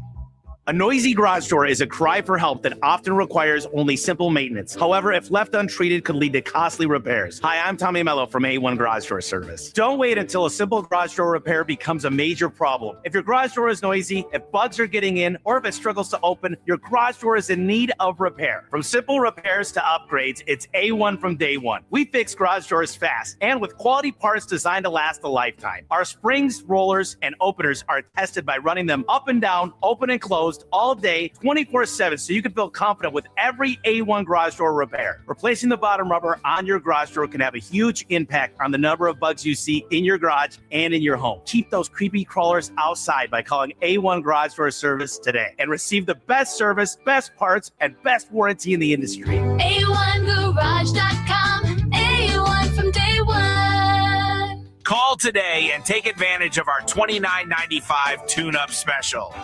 KDUS AM 1060 is your home for the Jim Rome Show. I'm not here to bury Mike Tomlin, but the fact is, this absolutely is the right move. He did the right thing, and he fired himself. All good things come to an end. Going a decade without winning a single playoff game is not meeting the standard. The Jim Rome Show, 1 to 4 p.m. Monday through Friday, here on KDUS AM 1060. Online at KDUS1060.com and on the KDUS 1060 app.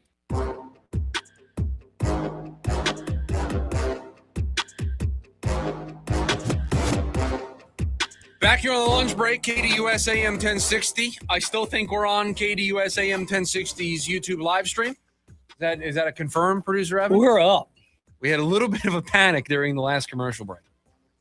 Producer Evan's laptop did not have his charger with him today, scrambling around the top floor of the building to try to find somebody with a outlet, a block to keep the stream up. So we're good. We're up. We're ready to go. Everything's good for. We're up. We are ready to go. It would have been tragic for the stream to peter out with 20 minutes left in it to make it basically the whole way, and then to just not have enough juice for the tail end would have been bad. Speaking of somebody who had juice until the tail end, Jalen Green last night making his return to the Phoenix Suns lineup. 2 great defensive stops late for this team as they hung on to beat Philadelphia 116-110.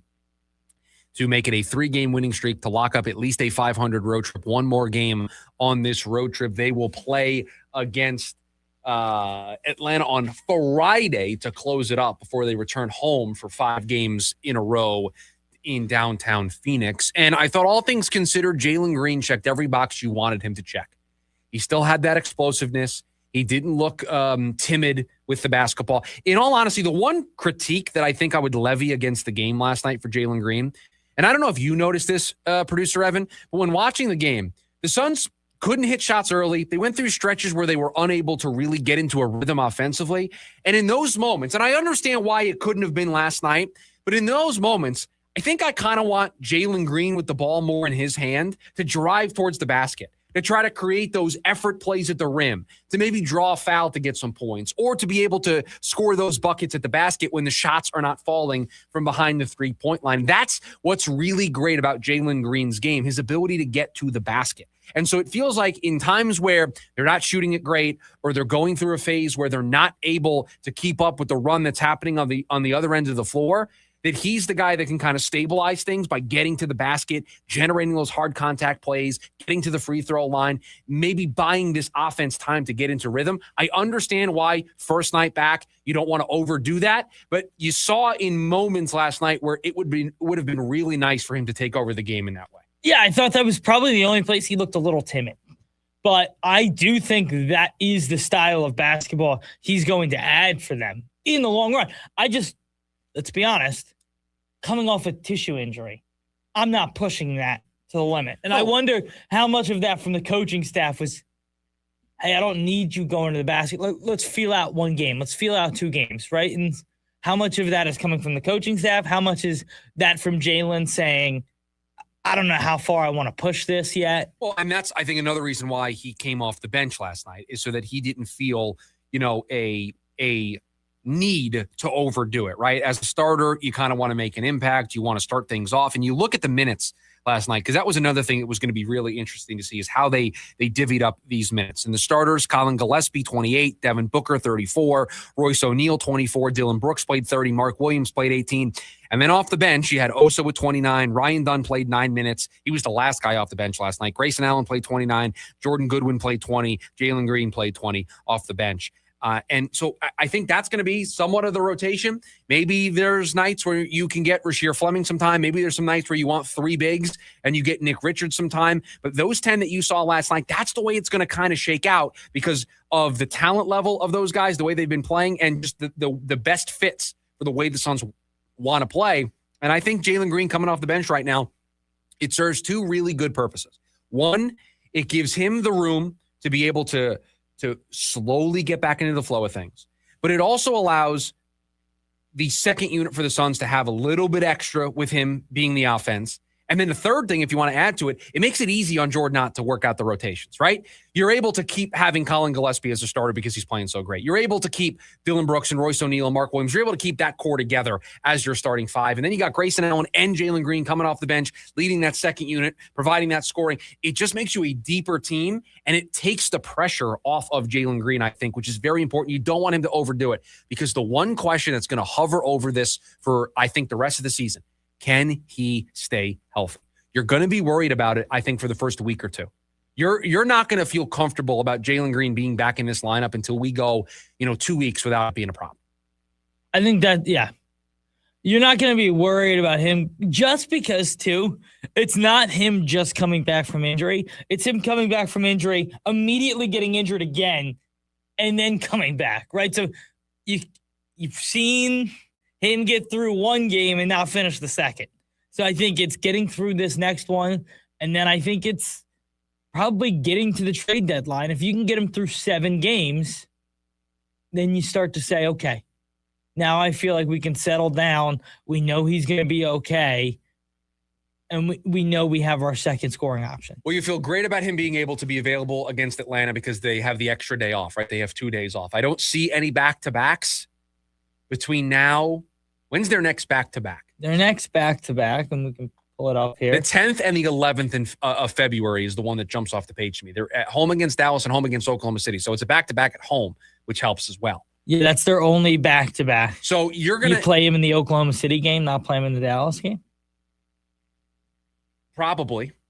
Is that me thinking too far ahead? Well, I mean, it is, but we're here. Let's have the conversation. That is the one thing that's interesting, though, I will tell you, that's the back-to-back that gets you into the All-Star game. Right, so maybe you have 8 games out, or you have 8 days without another game. And maybe you're not as worried about it because you play Philly on the 7th, and you have 2 full days off before you play Dallas, and there's no travel because you're at home.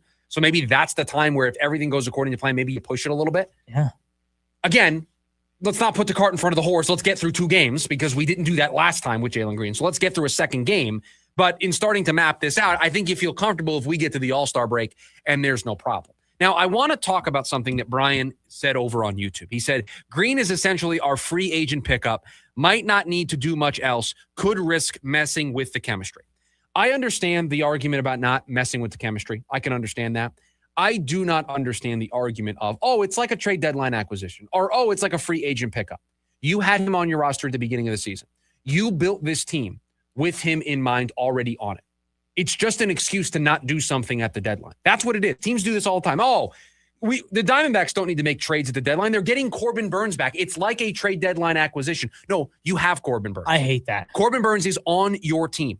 You started the season. When you started this season, when the Diamondbacks start the season, they expect Corbin Burns to come back at the midway point of the year. They can't now use that as a reason to not do something at the deadline because when the season started, they already planned for him to be a part of their plan during the season. I hate that argument. It is an excuse to do nothing. If that's the case, then why do teams make additions at the deadline? And to kind of push against Brian for a second, you got to remember they are 3-0 in games Jalen Green has played in. So they beat the Clippers in the game he played 23 minutes. Obviously, that was his big one, his first game back where he had almost 30. They beat the Clippers 115-102. The next night, he gets hurt 6 minutes into the game. They've won that game 114-103. How much is he messing with the chemistry? Yeah, I mean, they almost played the same game. Well, I think the point that Brian is making, and I think most Suns fans would make this point, they don't want any big moves made at the deadline to mess up with the overall chemistry of the team. And I can understand that. I don't think Jalen Green's return to this lineup is going to mess with the chemistry at all. Last night should be proof that Jordan Ott's got a handle on this. Jordan Ott's going to know how to use Jalen Green and make all this work. Did you feel watching the game last night that somebody didn't get the time? Maybe Ryan Dunn because he only got 9 minutes. But did you really feel like the Suns were at a loss? Somebody got left out. I didn't feel like their rotation felt different. Right. And that was the big thing. And I was wondering that. But I didn't feel like rotationally they felt different than they do on any given night. Right. It did not feel awkward. It didn't feel out of sorts. It felt like it went in a nice flow. It felt like you had two units offensively where you had Grayson Allen and Jalen Green that could come off the bench and provide offense. You had Devin Booker and Dylan Brooks. I wouldn't be surprised if they use Green off the bench for a long time. Right. It helps him stay healthy, I think. And it also gives them, I think, a rotation that's more deployable in a way that maximizes their offensive potential. That makes no sense. That's just how I feel watching it last night. But no, stop using the excuse of, oh, this is like our trade deadline acquisition to get Jalen Green back. Would you be saying that if Jalen Green played all this time? That's why it's a bad argument. He's on the team. If he was playing all this time, you wouldn't say, oh, we have Jalen Green. We don't need to make a trade deadline move. So why? Because he's been missing all this time and now he's back. You say, oh, we don't need to make a move. If Jalen Green was on the team and playing, you wouldn't say the Suns don't need to make an addition because they have Jalen Green. You wouldn't say that. So stop using him as an excuse for why they don't need to potentially make a move at the deadline. It's a couple of days off for the Phoenix Suns. Again, back in action to close up this road trip on Friday, and we'll see if Jalen Green can finish a second straight game for the Phoenix Suns. But yeah, I think checked all the boxes that you wanted to see from him last night. And again, slow and steady wins the race on this one, and I think he checked the box. Good first step for Jalen Green last night. 480-864-1060 is the phone number for you to join us here today on the program. You can also hang out with us over on the KDUS AM 1060 YouTube stream. And if you're listening to us on the KDUS AM 1060 app, you can listen for your chance to win 2 tickets to the MLB Players Trust Playmakers Classic at Warehouse 215 on Wednesday, February 18th. Live performances from top talent, food and drink features, interactive gaming competitions, and casino action. Fanatics has got custom experiences and activations. Whether you're a fan, a collector, a foodie, or a philanthropist, this milestone event, your chance to be a part of something legendary. 400 playmakers, including 100 baseball players, unforgettable night of entertainment, connection, and giving back. 3 hours of non-stop experiences. You can win your tickets, a pair of tickets, listening on the KDUS AM 1060 app. When we come back, we wrap up today's edition of the show. Is all the stories we didn't get to today. We call them the leftovers, and we will get to them next. It's the lunch break, KDUS, AM 1060. Join in on the Sports Zoo with Dave Rooster Beerstein. The final real play of the game, interception that you just talked about, thrown by Beck. I mean, that was after an Indiana timeout. The coaching level, again, Indiana is taking a timeout to give coaching points. I'm giving credit to Signetti right now. What a job of out coaching or giving the right coaching points to his secondary, his corners. And I thought we were going to give Miami a chance to figure it out, but It was Indiana, that defense, that offense. Live weekdays from 5 to 6 p.m. here on KDUS AM 1060 and on the KDUS 1060 app. If you're hurt in a car, truck, or motorcycle accident, everything can change fast. That's when the attorneys at Sweet James step in. They help you understand your rights, connect you with medical care, and pursue the compensation you may be entitled to. You don't pay anything unless your case is resolved successfully, and help is available 24 hours a day. If you've been injured, call Sweet James for a free case review. Hablamos Español. 800-9000000. 800-900-0000. SweetJames.com. This advertisement is paid for by Sweet James LLP. Responsible attorney, Bobby Tick-Heavy. Offices in California. No guarantee of results. Chicago Sticks, the Windy Cities Tour. Finally, two iconic bands together for the first time. September 1st, Mortgage Matchup Center. Tickets on sale now at livenation.com. Don't miss Chicago and Sticks. All the hits, your kind of tour. A noisy garage door is a cry for help that often requires only simple maintenance. However, if left untreated, could lead to costly repairs. Hi, I'm Tommy Mello from A1 Garage Door Service. Don't wait until a simple garage door repair becomes a major problem. If your garage door is noisy, if bugs are getting in, or if it struggles to open, your garage door is in need of repair. From simple repairs to upgrades, it's A1 from day one. We fix garage doors fast and with quality parts designed to last a lifetime. Our springs, rollers, and openers are tested by running them up and down, open and closed, all day, 24/7, so you can feel confident with every A1 garage door repair. Replacing the bottom rubber on your garage door can have a huge impact on the number of bugs you see in your garage and in your home. Keep those creepy crawlers outside by calling A1 Garage Door Service today and receive the best service, best parts, and best warranty in the industry. A1Garage.com. A1 from day one. Call today and take advantage of our $29.95 tune-up special. The Dan Patrick Show. Indiana does it. They complete the season, a miracle season. Give credit to a lot of people here. Kurt Signetti, you got to start with him. This isn't the normal route to become a national champion. And he doesn't go after 5-star recruits or 4-star recruits because he couldn't. Because 5 stars and 4 stars aren't going to Indiana. He's the kind of guy that goes after 2 stars. And by the time he's done coaching them up, they're 4 and 5 stars. Weekdays, 7 to 10 a.m. on KDUS AM 1060.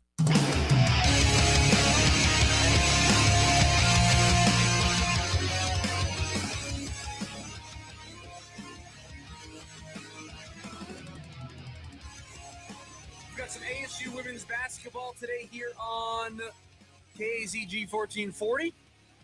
We're going to take on West Virginia in West Virginia, 4:30 pregame, 5 o'clock tip. You can listen to that over on KAZG 1440. All right, producer Evan, all the stories we didn't get to today on the show. A lot of Suns, a lot of Cardinals today.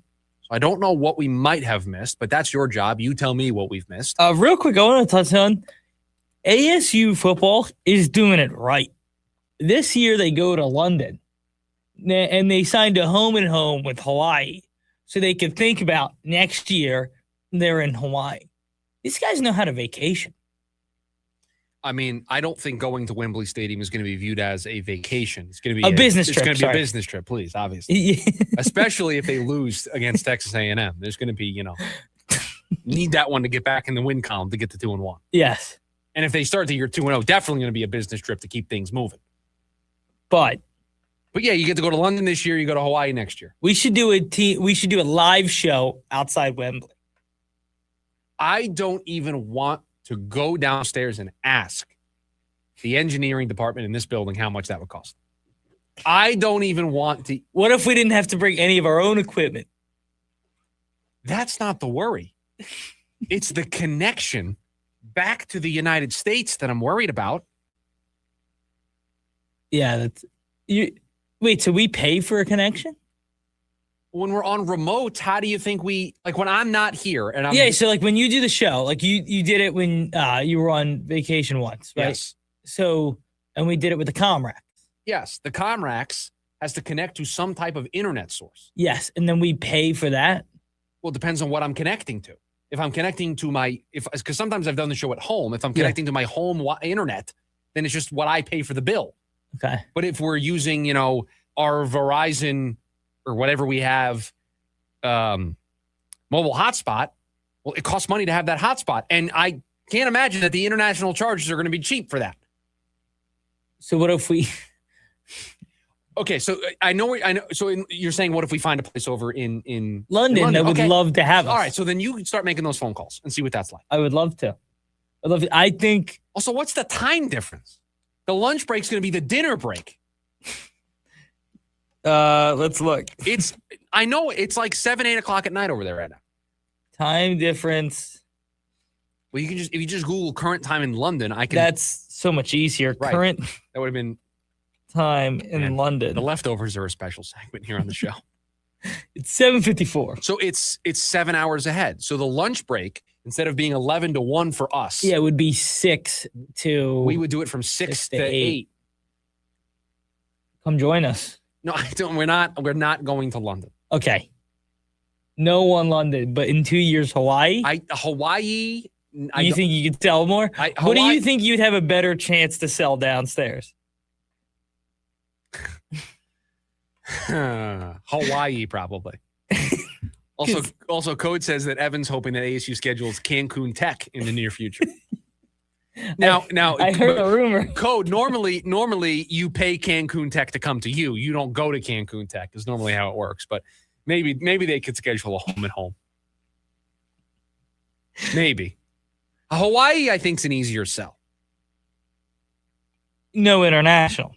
It's not international. It's basically the same distance in a flight, no? I think London's like 6 or 7 hours. Yeah, no, it is. It's 5 hours, 6 hours to Hawaii from here. I should ask my wife. She's flown there a bunch. It'd be considerably shorter to go to Hawaii for us than to go to London. Than from here, yeah. Yeah, of course. It'd be 5 hours to Hawaii. I think it's like 8 hours to London from here. Is it though? It might be longer. It's 9 hours to Spain from the East Coast. I've done that before. Okay. I know my parents have gone to London, and I think it's 5 from Philly to London. It's probably like 7 or 8 for us. Yeah. I don't think London's going to be in the cards, but maybe Hawaii. Maybe Hawaii in 2 years. I can't wait. We're gonna have the best time in London. Who knows if the lunch break is even in this time slot in 2 years? A lot can change in 2 seasons. That's true. I mean, this may be a 4-hour program by then. It may not be in this Maybe time we're in the slot. morning show. Right. Who knows? I'm not saying anything because we're staying in this slot for the foreseeable future, but nothing about the future is guaranteed. Nothing. Also, they cancel these home and homes all the time. So who knows if they're even going to Hawaii? Yes. Yeah, listen, all good points. So you're in. So you want it to be on the record. You're in for both trips. Yes, okay. I am in for both trips. Okay. Again, don't know if I'm doing them, but theoretically, you're in. I'm in. Okay. I'm in. And reaching out if I can get credentialed for the game in London, that'd be cool. Okay. Well, you know who to talk to for that. So I know we got our guy. We got our mutual friend that you can talk to. So anyway, Titans obviously hired Saleh. We talked about that yesterday, right? Mm-hmm. So Brian Dable has been interviewing around, and a lot of people believe that he is currently not a lot of people believe. He's currently interviewing for the Bills head coach job. Correct. He's on the initial list that we've seen about if he does not get that, he'll take the Titans OC job. So what we talked about the other day, if you bring in Saleh, do you think he made that promise that we talked about? Like, I have Brian Dable ready to be the guy that can develop Cam Ward. It's a tough promise if Dable's going to go be the head coach for Josh Allen, right? I mean, you have to kind of guarantee that you're going to bring Dable with you. Although, is that the OC job that I would want if I was Brian Dable? No. Which OC job would I want? I got to be honest with you. I cannot fathom that the Lions hired Drew Petzing. Well, they did. So that job is not available. And the Chargers job isn't available anymore. Yeah. So if I'm Dable, which one would I want? Like, is the Raiders job attractive because you get to work with a quarterback? Is that how? I think it comes down to how much do you like Ward? Fair enough. But like in Vegas, it's do I love Mendoza? I have Brock Bowers. I have Ashton Genty. I don't have an offensive line. I mean, that's going to be a big problem. But I've got a ton of cap space. I can address the offensive line. I probably would like to add one receiver just for a young quarterback. It's not perfect, but it's not as bad as I think people make it out to be. No, it's a far better job than the Cardinals. From an OC job perspective? From a head and OC job. Yeah, sure. I'd agree with that. You don't think the Raiders would interview Dable? No, I think they would. I'm just talking about like from an OC job perspective. Which jobs would Dable like? And depending on the amount of control you get in Philadelphia, it could be very attractive or very unattractive. Apparently, he doesn't want that job. Apparently, nobody wants that job. Yeah, I know. That's what I'm saying. The reports out there is that nobody wants to touch that job right now. Yeah. With the way things ended last year and the way things at least appear to be moving on the quarterback and wide receiver front. Nobody wants that. That's going to do it for us. A Wednesday edition of the show in the books. Jim Rome is next. Producer Evan, thank you for all that you do. Everybody, have a great rest of your Wednesday. We'll talk to you tomorrow. See ya.